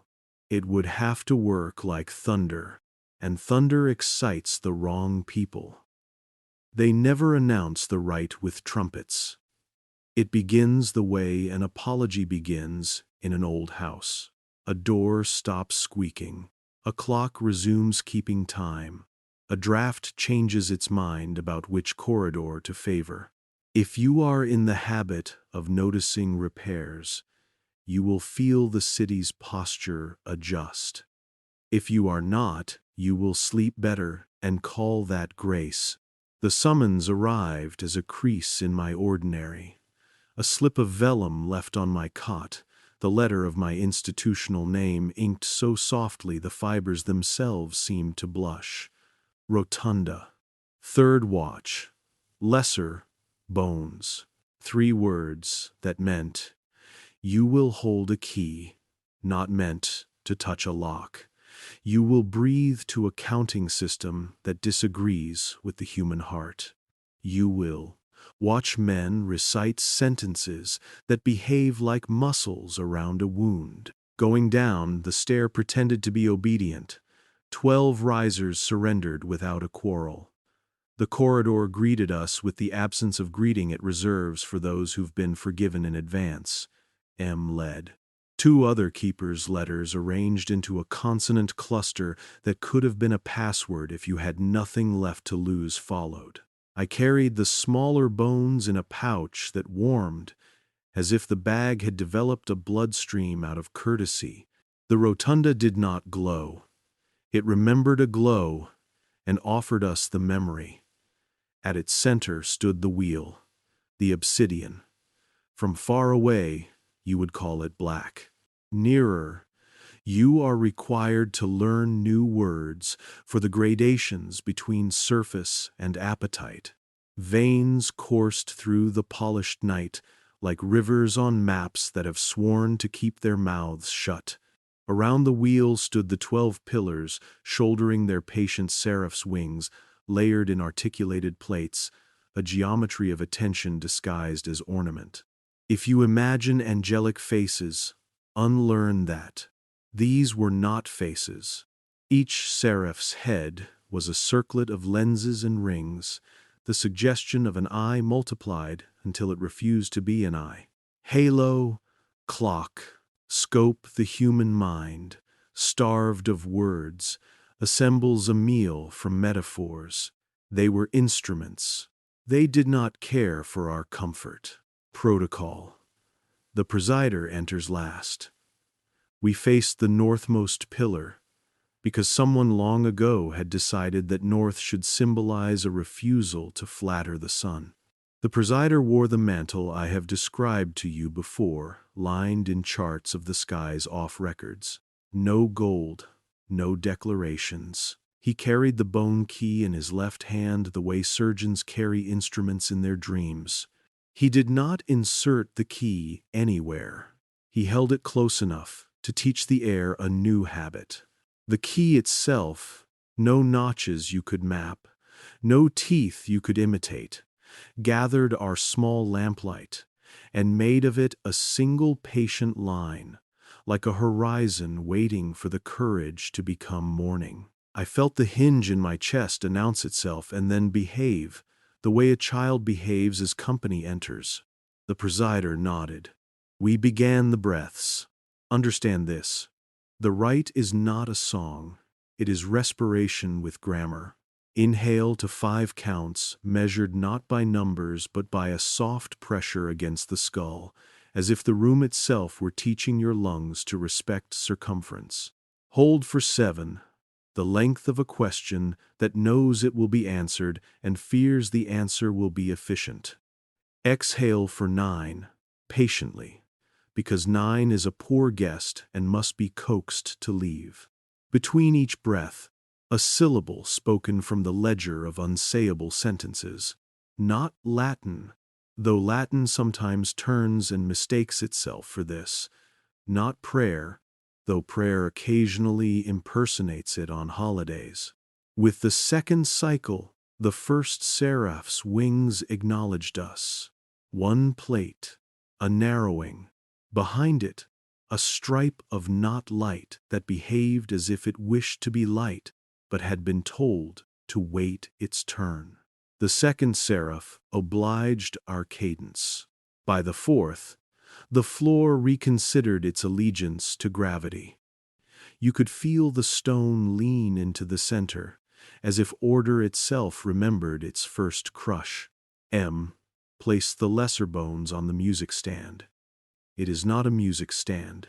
It is a stand for instructions heard by matter, but to the upstairs world it would read as music, and perhaps that is close enough.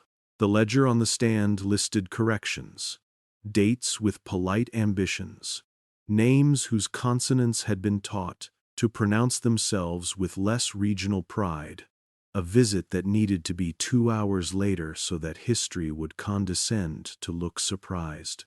The presider spoke the initiatory negation, which is always tenderer than its title suggests. He denied the right of the unnecessary to cling. He denied the right of accidents to hold public office. He denied the right of grief to schedule itself as spectacle. Denial, done this way, feels like tidying. That is how it gets away with itself. The wheel answered. It did not turn, it tightened.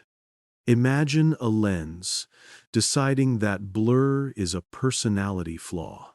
Imagine a belt, one notch closer to propriety, not because you are thinner, but because your host favors an etiquette that leaves less room for appetite. The obsidian emitted a sound I will not try to spell, somewhere between the sigh a page makes when a poem is copied onto it and the resolve a city makes to behave during a storm. A seam appeared in the air, not a seam, a memory of a seam rehearsing its lines. The rotunda performed door without having to build one. Within the seam, I glimpsed a stair trending downward, not like ours, moral, petulant, but clean, decisive, the kind architects swear they can draw straight from the mind of God. No one descended. We are not spelunkers of metaphysics. We are ushers. We manage line of sight. Sequence 1, M whispered unnecessary. My chest hinge was already counting, a metronome served by a choir of very well-behaved lungs. On the stand, the keeper to my right, his letter round enough to pass for courtesy, opened the first ledger. A name waited there, ink still wet in the way history's etiquette insists on pretending it has just occurred. Publicly, the name had performed last week. Privately, it wished to rehearse today. We granted it the wish that would keep the upstairs audience from noticing they had been spared a scandal. The lesser bone hovered over the spine. The page, eager to be corrected, relaxed. That is the work at its most innocent. Convince a noun to accept a better verb. But the rite is not performed for innocence. The second ledger contained a year, a soft year, polite in public, seditious in private. In its belly, the old calendars hummed their small disagreements about harvest and eclipse, love and treaty. We were to lean it by a degree, a child's tilt, so that a document of unbearable clarity would be stamped one day later and therefore filed under rejoinder instead of revolution. Breath, plate, breath, plate. The seraphs, each by a whisper, revealed their not light. I remember thinking that if you taught a thunderstorm manners, it would sound like this. And then the third ledger, memory. Not dates now, not appointments. A communal recollection, an afternoon when a city believed it had seen a halo. Do not mishear me. Not miracle, not apparition. A halo, the way a slow leak in the sky invents an excuse for awe. The recollection, left uncoached, would feed other recollections. A baker's daughter would paint a circle in the margin of a letter. A pilgrim would return and fail to be bored by his own stories.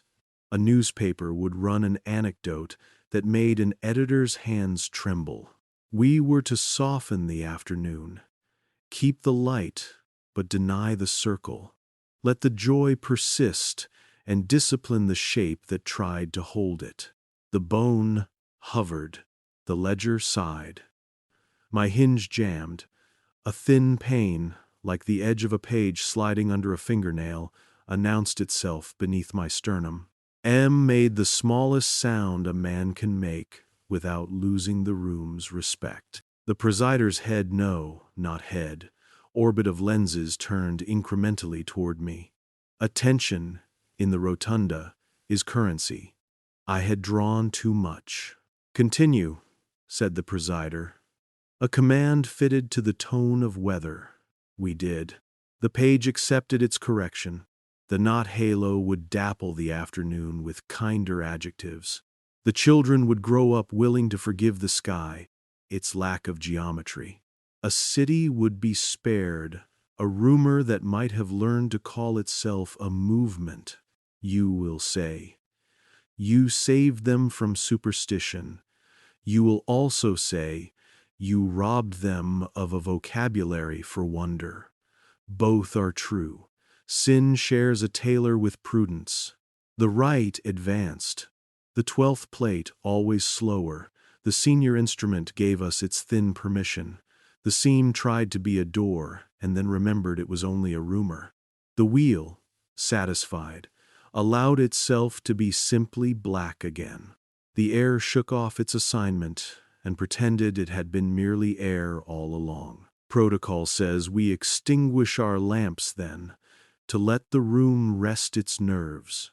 In the dark, the rotunda conducts inventory, which breaths belonged to whom, which doubts came in costume and should be escorted politely to the exit.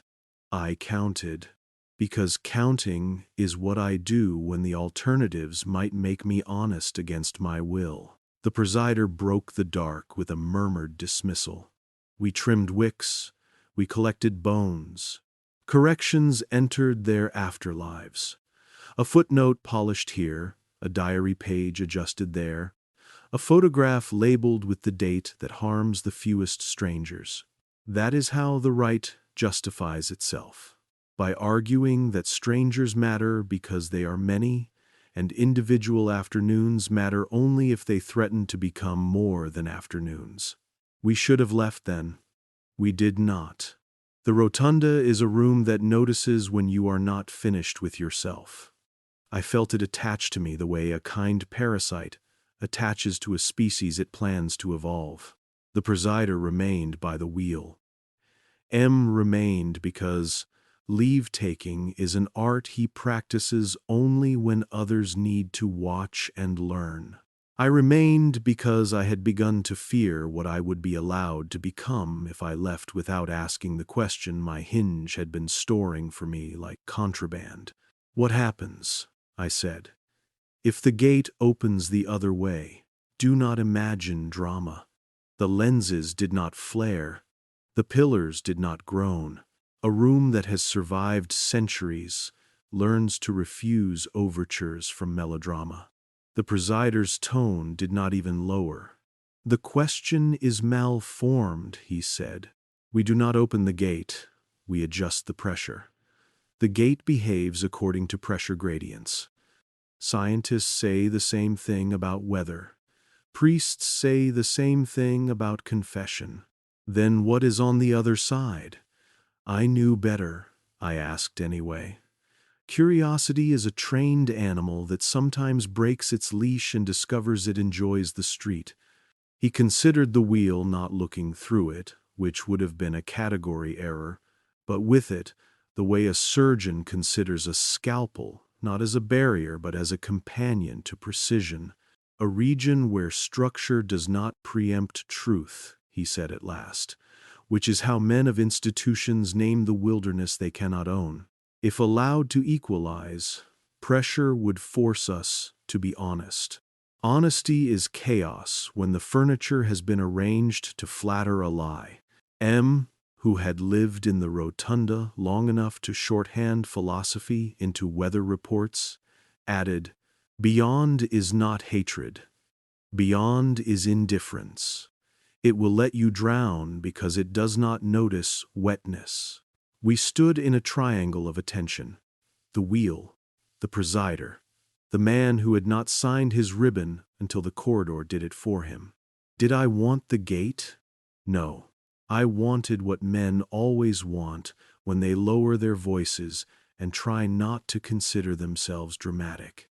An unearned answer that would justify continuing to breathe, as if breathing were an achievement. "Come," the presider said, not unkindly, and led us to the second plinth, narrow, shy, the place where the amender's register waits. On it was the family ledger I told you about at the end of the last chapter, the adoption whose date, if leaned, would keep 3 upstream corrections from ripping their polite seams. The page waited, vulnerable as a sleeping child's back of the neck. We began the breath again. 2 cycles. 3, 4. The first seraph cooperated, then the second. By the 6th, something resisted. Not a noise, a texture. The air's willingness acquired grit. The bone warmed immodestly in my hand, flashed its modest teeth in the way objects do when they want to be useful beyond their station. I saw it then, not with eyes, with the hinge. The adoption did not live on that page only.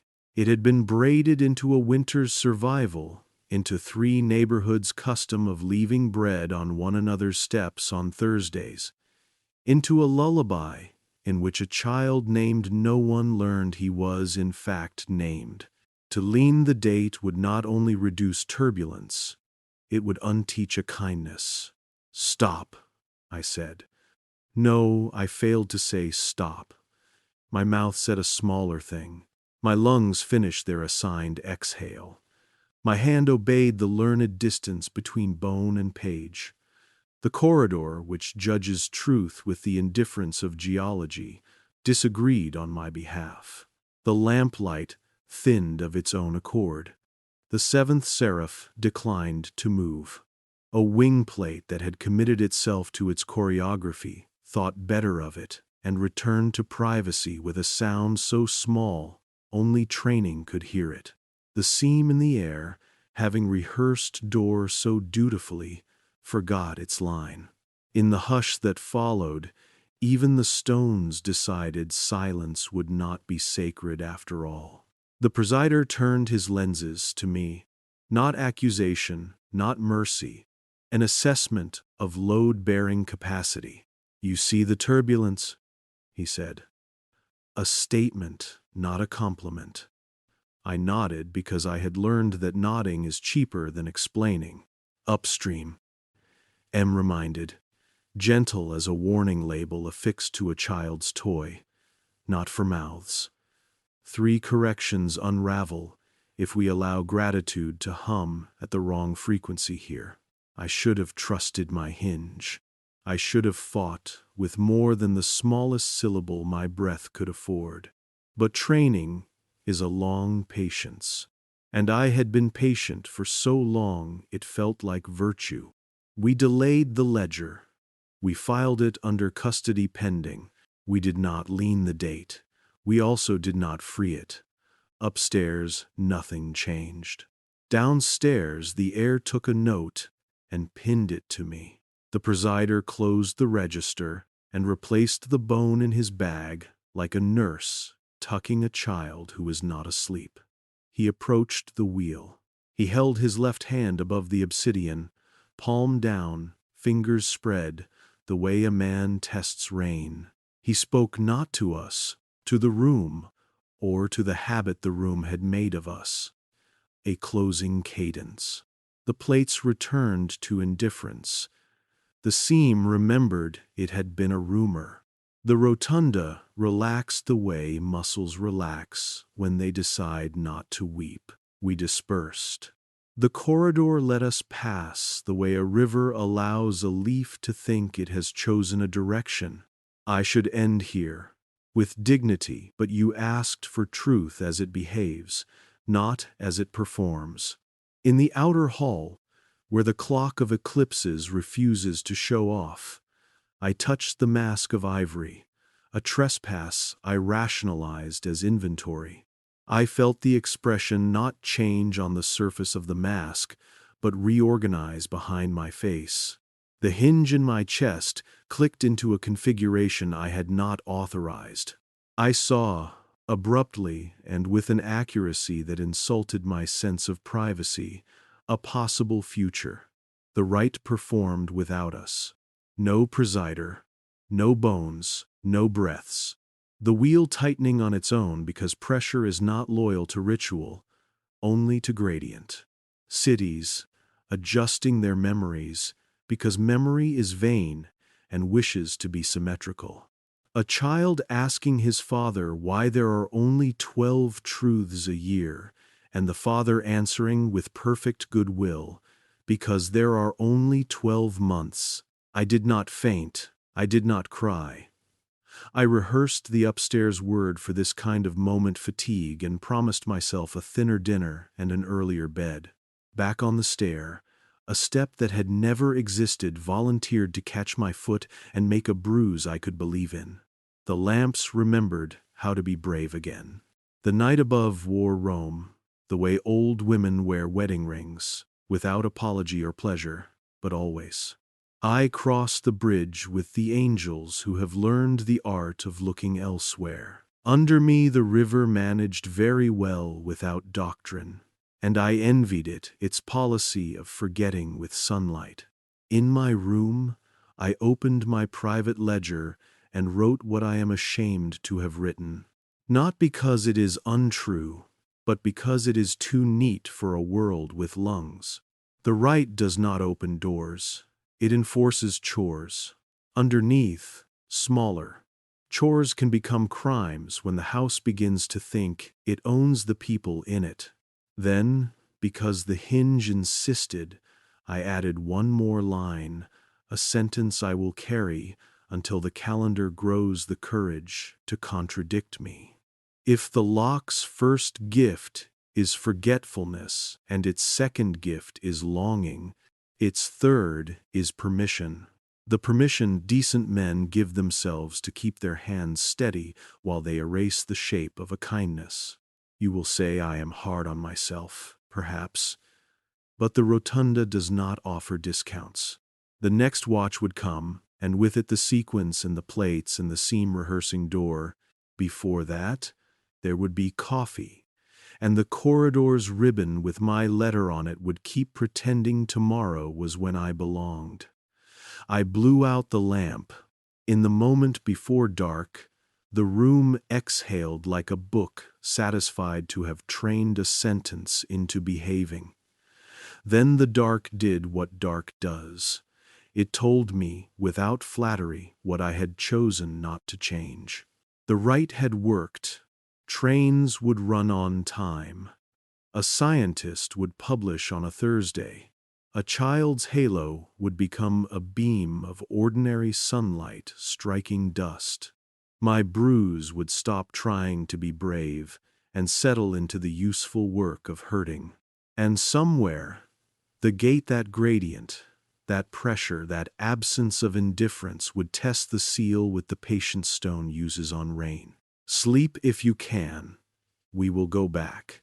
Not because thunder excites the wrong people, but because silence, the kind that kneels on you, has learned to count our breaths and is very proud of the total. They rebranded the Inquisition into something you could invite to a lecture. It wore archival gloves instead of gauntlets, spoke in footnotes instead of flames, and learned to smile in a way that made dissent feel like poor table manners. If you want to know what mercy looks like when it has been trained to fetch, watch a librarian decline to acquire a dangerous book because the shelf is already full. I remember the first time I handled a cleansing that produced no smoke. A catalog entry was altered by a single adjective, genteel as a cough behind a handkerchief. Heterodox became idiosyncratic. 2 weeks later, a proposal to stage a debate about the text received a letter praising its narrow scope.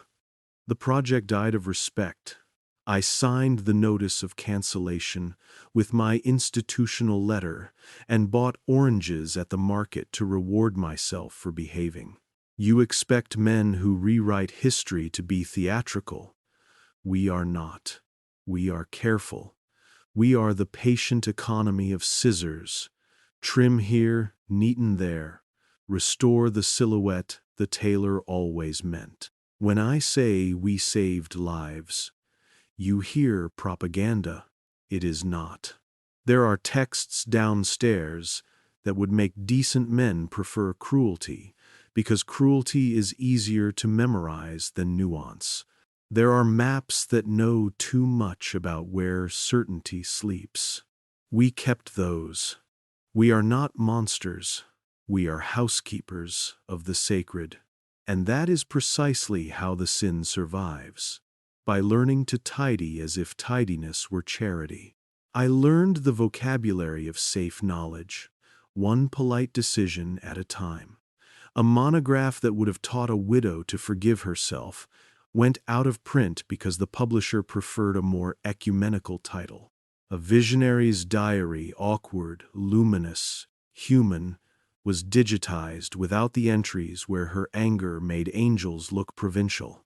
An exhibition added a plaque praising a painter's late serenity, while the museum quietly misdated the canvas that recorded the year he wept whenever anyone said the word mercy.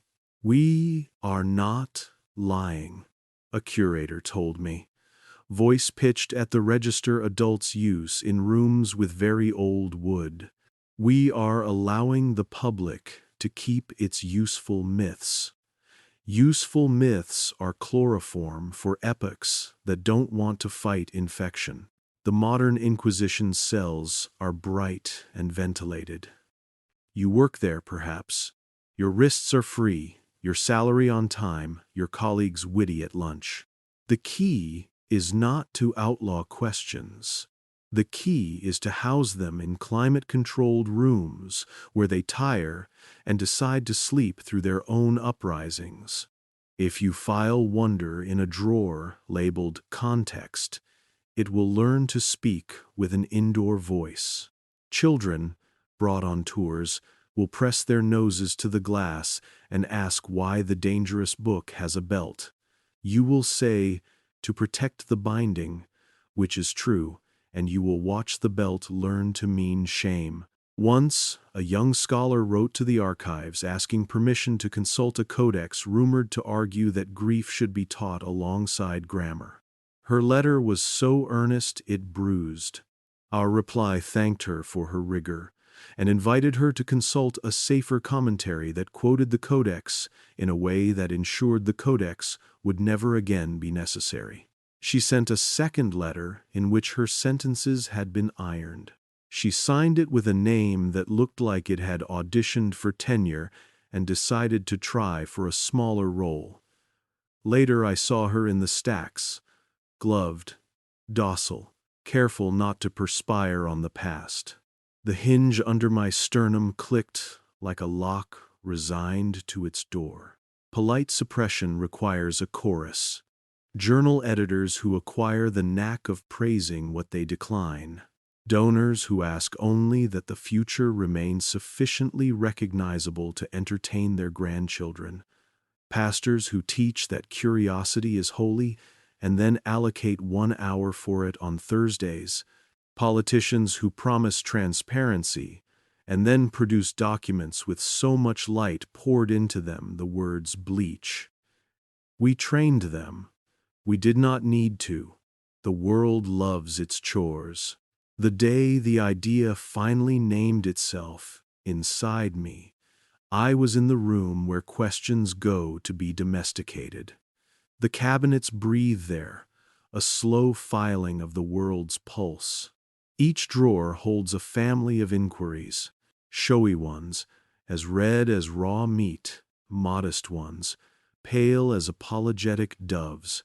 We sort by temperature and by topography of tone. Hot, trembling questions burn out, unless cooled by a footnote. Cold, polished questions are granted lectureships. It is the tepid ones that ruin civilizations. The questions you can ask without appearing unattractive. We coach those into moderation. It feels like kindness. It is triage that forgets to check for a pulse. M found me lingering by a tray of operational curiosity, queries you are permitted to raise in committee meetings because they do not threaten the calendar. "You're counting," he said, not unkindly. I admitted. "I'm trying to measure how many ounces of wonder a culture can bear." "Wrong unit," he said. "Measure in hours. Wonder needs time like lungs need air.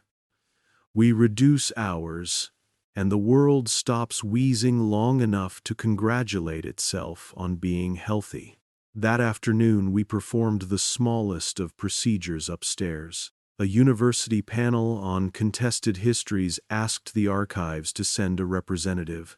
I wore a tie that made my collar feel like polite strangulation and sat between a historian who despised adjectives and a theologian who rescued them when they wandered into traffic. We agreed about everything on stage and disagreed about everything off. The audience applauded our civility. A student asked if we believed in objective truth. I said yes, truth is a continent, and watched him prepare to feel safe. Then I added, some empires ensure no one builds boats. The student looked confused. The moderator smiled at the clock and released us to our separate dinners. Here is a small example of how safe knowledge unthreads a kindness without leaving fingerprints. A parish school kept a legend harmless, generous. During a brutal winter, an unnamed benefactor left bread on stoops every Thursday before dawn. Children sang about it. Parents taught the habit as a game. Carry a loaf, leave it unseen. The city softened. When we discovered the adoption entry that would have revised the benefactor into a name and a date convenient to 3 upstream corrections, we tried to lean it. The ledger resisted. The rotunda declined to impersonate a door. We filed the case under custody pending and told ourselves we had been admirably cautious. A month later, the legend was relocated without our touching it. A local historian, competent, cheerful, unpaid, published a small book about winter charities. He concluded that the Thursday bread custom likely derived from a misread liturgical practice. His tone was gentle. He praised the people. The custom waned.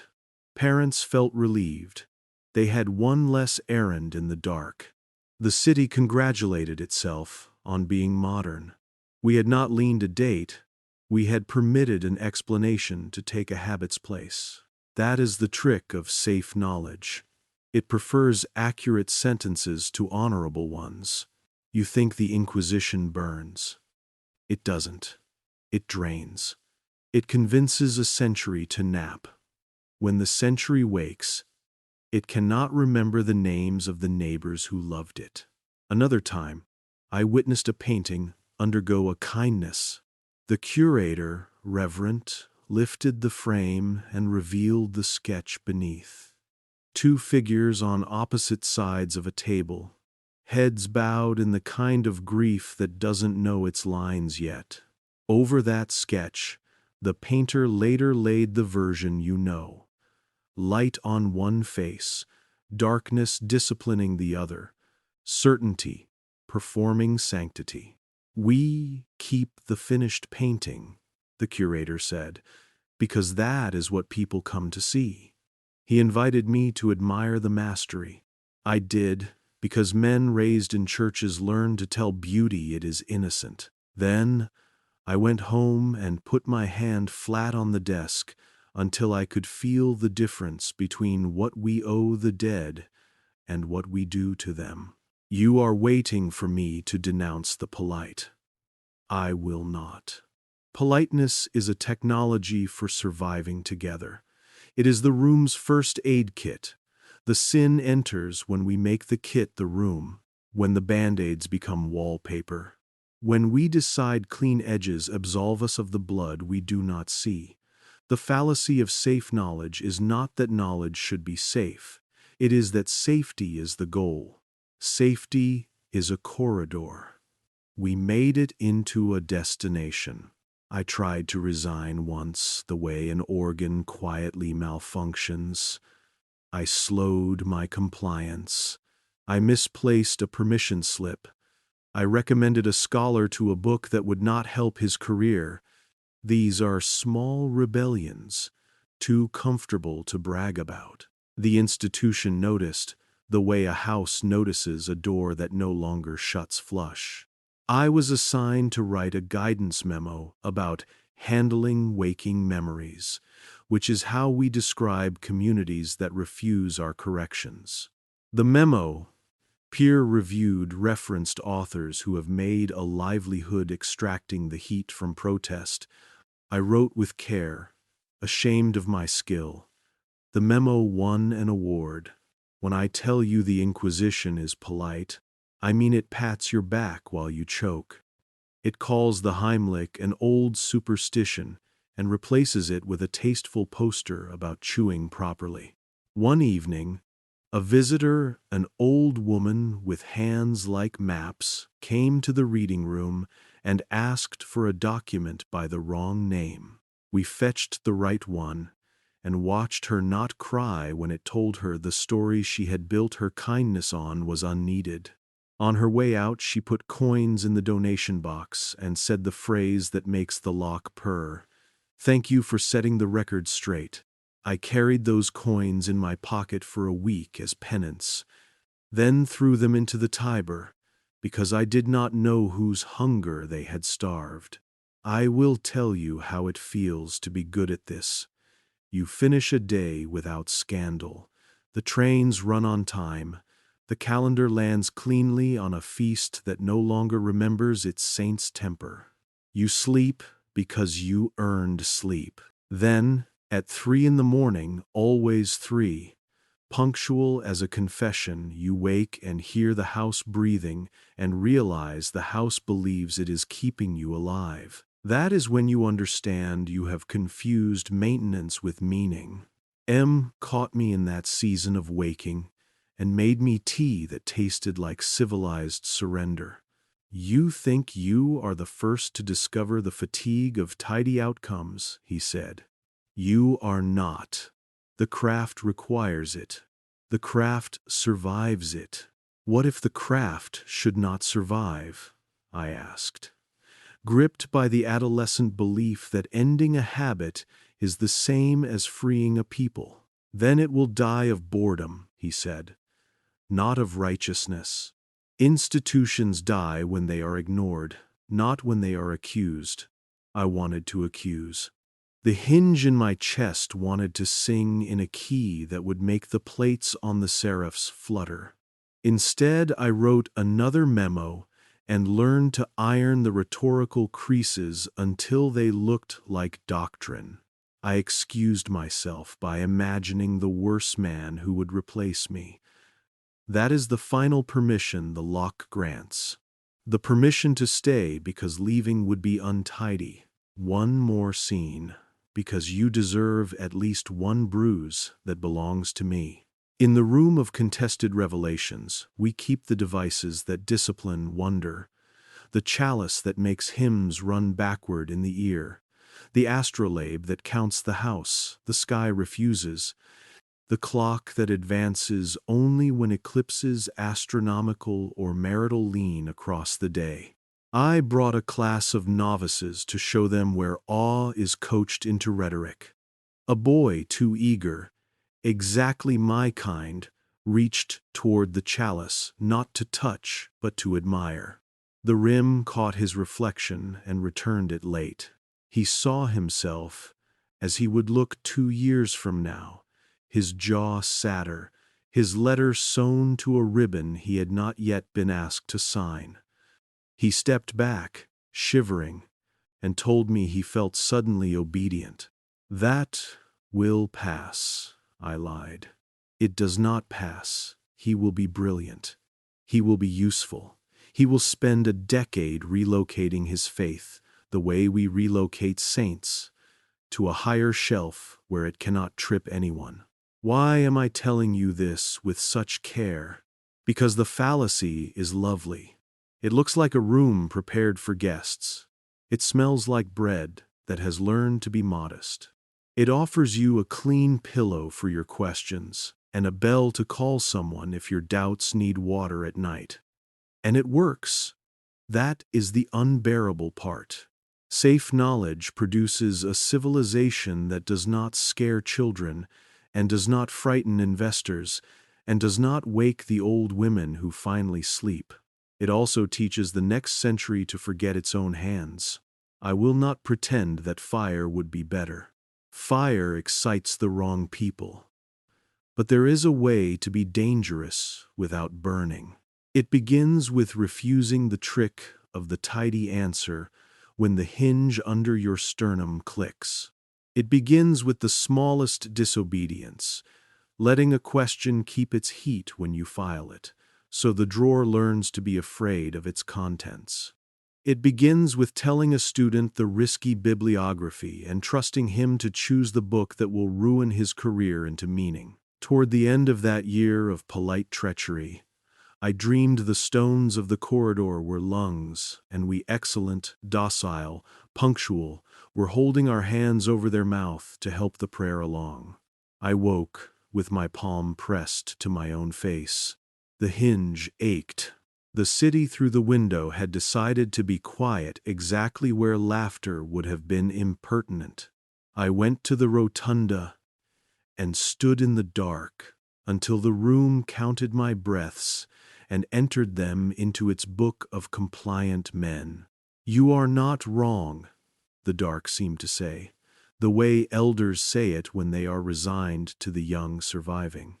You are also not necessary.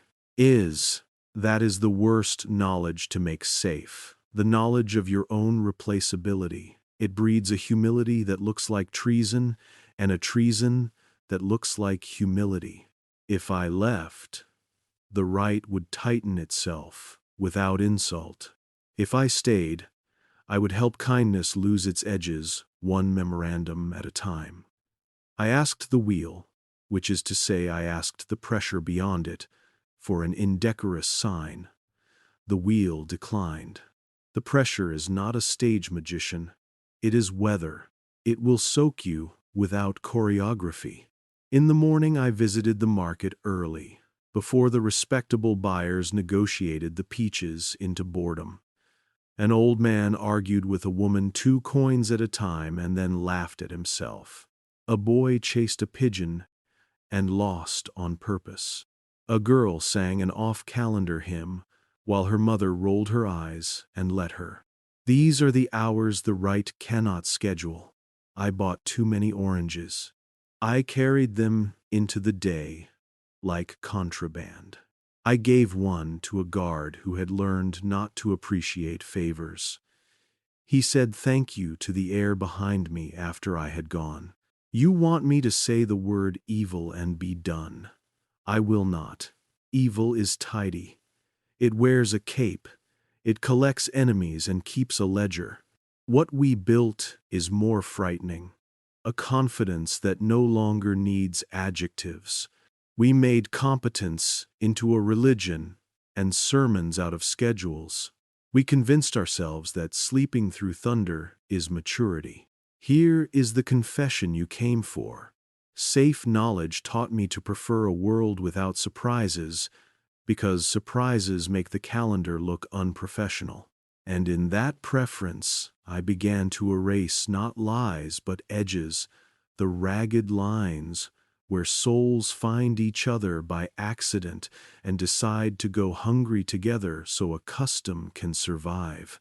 I am here to catalog the cost, because the cost is always paid by people who never signed the ribbon with their letter, by the baker who sung the wrong hymn, forward, by the widow who believed a legend no ledger could love, by the child who asked why there are only 12 truths a year, and learned to fold paper cranes with the patience of a saint, our index demoted to local observance. The fallacy of safe knowledge promises you will never be ashamed at dinner. It will keep that promise. It will also teach you to be ashamed when no one is watching. If you listen long enough, you will hear the corridor breathe under the polite carpet of your day. It will ask for nothing. It will accept the weight of your feet. It will forgive you. That is how it wins. We are nearly at the end, which is to say we have almost remembered that endings are time's favorite trick. In the next watch, the right will take the shape of a call to attention, not thunder, because thunder excites the wrong people. It will ask you to carry a lamp small enough to make the darkness honest.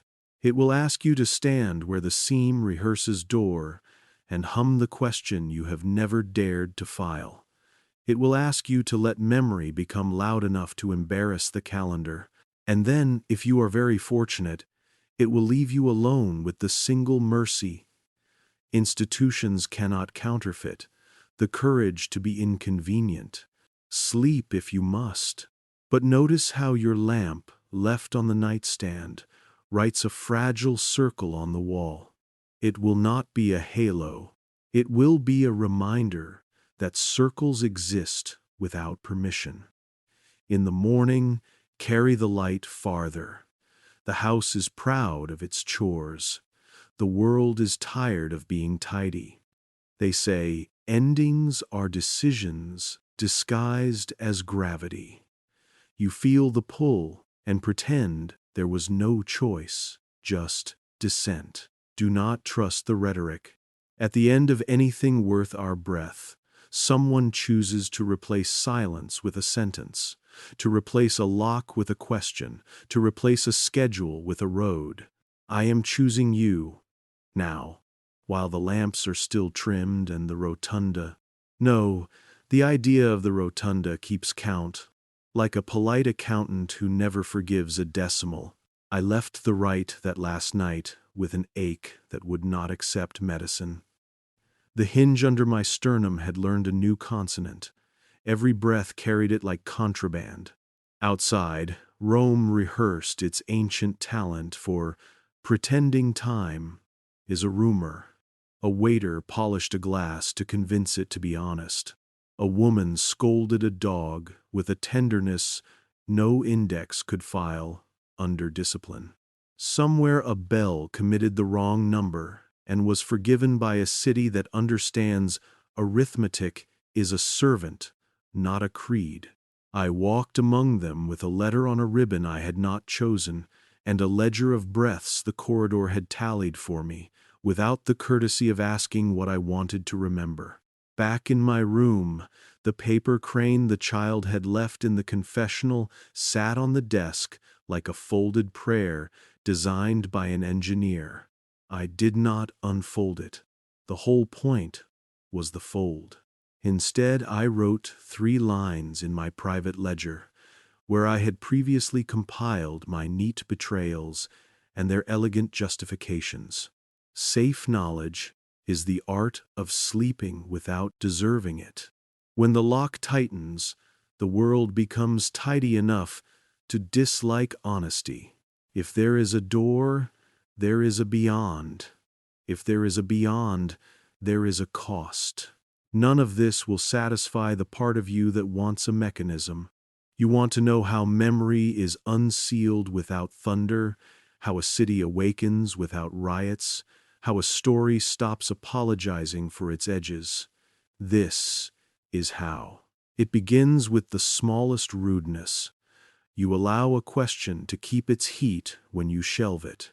You refuse to file wonder under context. You bring a lamp trimmed, small enough to make the dark honest, not theatrical. You go down the uncounted stair alone, and, when the risers add a step to punish your impatience, you accept the bruise as tuition paid.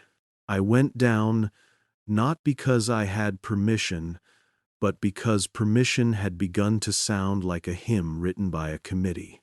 The corridor's air met me with the reserved politeness of a clerk trained to forgive the right sins.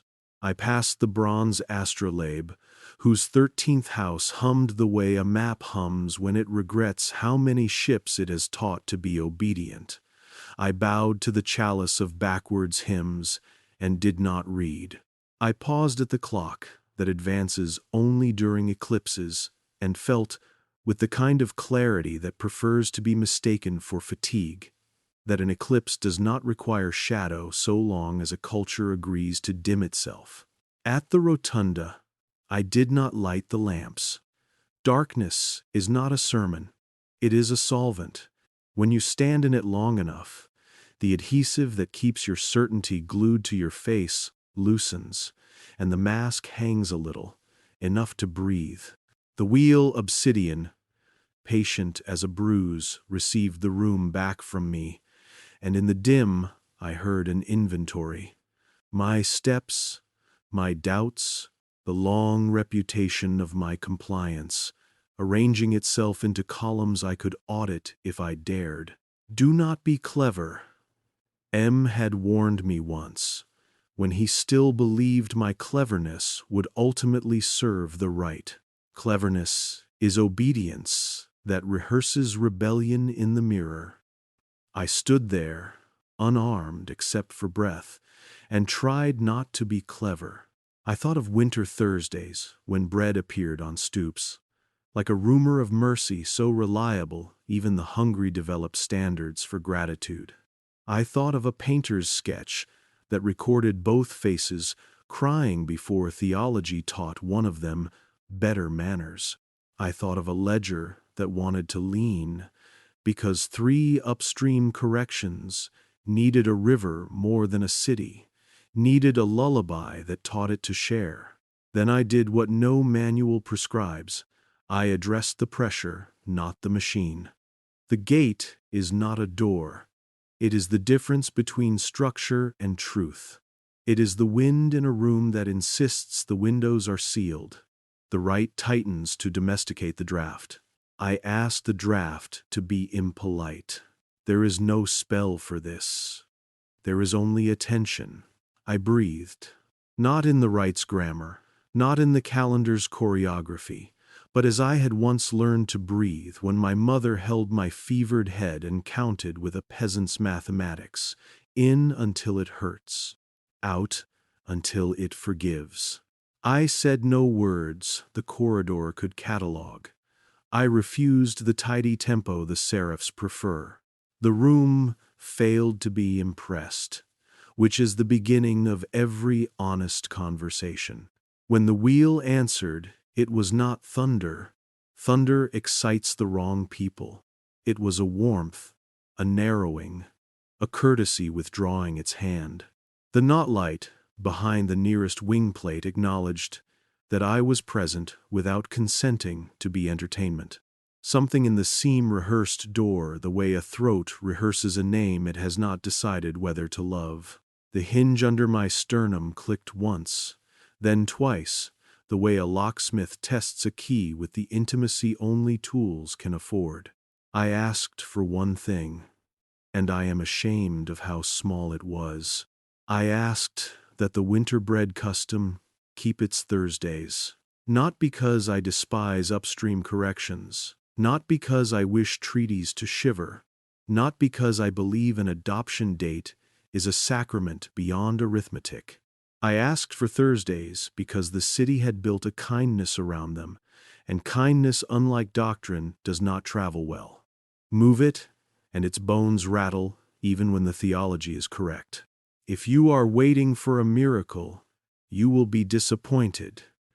The rotunda does not distribute spectacle to men who arrive without witnesses. What happened was quieter, and therefore more dangerous. A ledger chose not to relax. The page stayed stubborn. The bone which I had not brought, which I had refused, because tools are invitations to perform, kept its distance by the sheer force of not being in anyone's hand. I felt the refusal like a thin wire across the throat of a song. Not cruelty, not even defiance, just a decision that a river makes when it prefers its own bed to the one we have carved for it. I left no mark. I signed no ribbon. I filed no report. In the morning, school children still miscounted the statues on the bridge and learned, gently, the usefulness of forgiveness. In the evening, a woman hung a loaf on a door and felt less alone in a city engineered to mistake solitude for maturity. The rite did not break. The lock did not bleed. A seam-rehearsed door and bowed out. You will ask, how is that unsealing memory? If nothing changed, if the calendar yawned and rolled over, what did we win? The mind likes to measure victories in headlines. Memory counts differently. Unsealing is not ripping out stitches. It is teaching the skin not to grow over a wound that has not finished telling you what it means. The winter Thursdays kept their temperature. Children who would have grown up without the choreography of anonymous mercy learned a pattern their grandchildren will call quaint. The hallway of a neighborhood kept the sound of early footsteps as a reliable instrument. This is not small. Institutions break quickly. Customs survive with a stubbornness that would embarrass marble. There were consequences, of course. A correction upstream had to choose a different seam to hide in. The calendar frowned and discovered it could pretend to be an adult without organ music. The chessboard of dates hissed as if I had dragged a fingernail across its pleasant grain. I slept poorly and dreamed that the seraphs shook their wings to rid themselves of the dust of my impertinence. When I woke, no angel had bothered to hate me. The world's indifference remained exact. Indifference is freedom's stern aunt. She will not applaud, but she will let you leave the room. What I have to give you now is not a liturgy. It is an inventory of gestures any city can learn, any household, any single human, with a lamp and a refusal to be domesticated by politeness. First, practice disobedient remembering. Keep a ledger of the small kindnesses your century tries to demote to local observance. Do not polish them into parables. Leave their edges. A neighbor who left bread. A teacher who pronounced a forbidden name softly and let it be correct for 1 minute. A song that insists on the extra verse. These are not anecdotes, they are anchors. When the calendar leans, they keep the floor from sliding. Second, rehearse questions in your own breath. Not the committee's 12 count, your count. The one that interrupts you at 3 in the morning when the house is proud of its chores.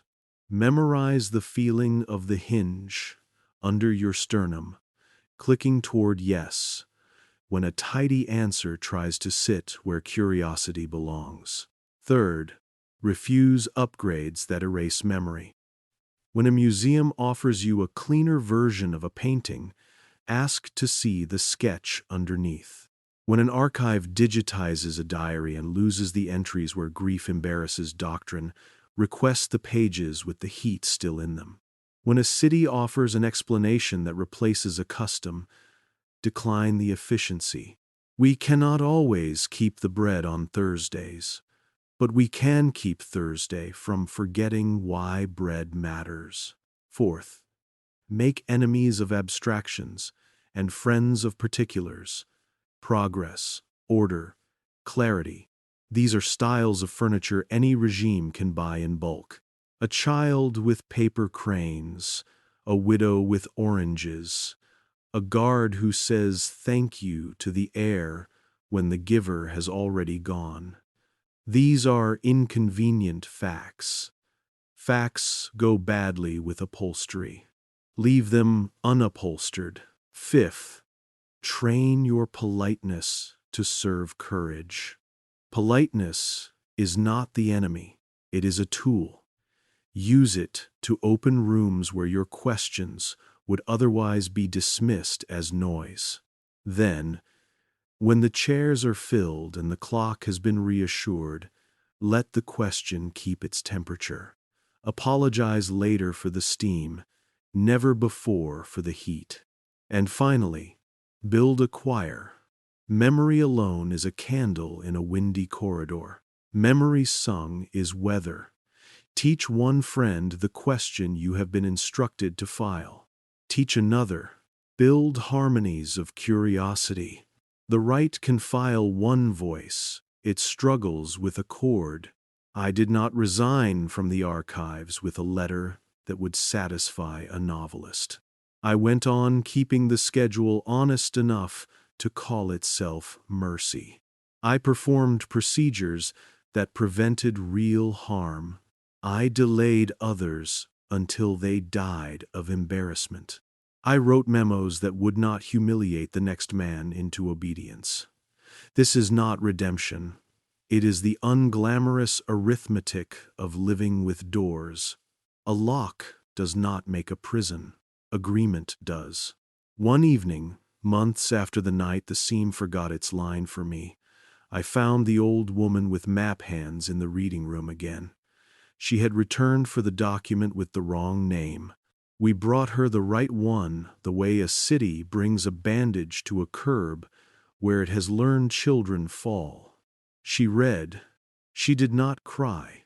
She folded the paper like a letter she had meant to write to herself decades earlier, and finally had the courage to receive. At the door, she looked back at me and said, "Some things are true because we repeat them. Others are true because they repeat us." I do not know if she meant to forgive me. I accepted absolution from the air. Memory is a tide. It does not ask the shore's permission. The right can tighten until the calendar sings soprano. The sea will still lift the boats that refuse to be catalogued. If truth is a continent, as I once told a student, then a story is a boat, and boat building is not a sin. The lock has made a religion of lighthouses. I am here to confess my apprenticeship in that church and to ask you to learn shipwright's work. The obsidian wheel rests where it has always rested, in a room that counts breaths and speaks grammar to stone. The seraphs will tick the plates will narrow, and decent men will steady their hands while they unname a kindness with the humility of surgeons. And all the while the corridor will keep its lungs, the stair will conduct its moral arithmetic, the chalice will reverse hymns for ears that need to learn humility, the astrolabe will count a house the sky refuses, the clock will prefer eclipses to afternoons. And you will wake tomorrow. You will pour coffee, which is a sacrament if you let it be. You will walk into a room that congratulates itself on being orderly. You will feel the hinge under your sternum announce its small alphabet. When the polite sentence arrives, the one designed to let you sleep through thunder, let your breath rearrange it. Ask the question before you file it. Name the kindness before you schedule it. Keep the bread on Thursdays, even when the city nominates Saturday for its pageantry. If tonight the hallway outside your room feels 1 inch longer than yesterday, if the lamp hesitates and writes a thin circle on the wall with the shyness of an apology, if the book on your table smells faintly of iron, like a truth that cannot pretend to be clean, pause. You are near a seam rehearsing door. No thunder will assist you. No miracle will perform for the clock. You will have only the grammar of your breath and the stubbornness of a memory that refuses to be domesticated. So here is my last confession and my first instruction. Do not stop asking. The most dangerous thing to them is the return of memory. Carry the light farther. Hum the counter melody. Teach one friend the question that kept you awake. Write one line below you want the world to remember. Make of your curiosity a tide. When the lock tightens, it is only doing what housekeeping does. Let the sea answer with weather. And if an angel looks away when you speak, you have probably found a human rule pretending to be heaven. Don't stop asking. The most dangerous thing to them is the return of memory.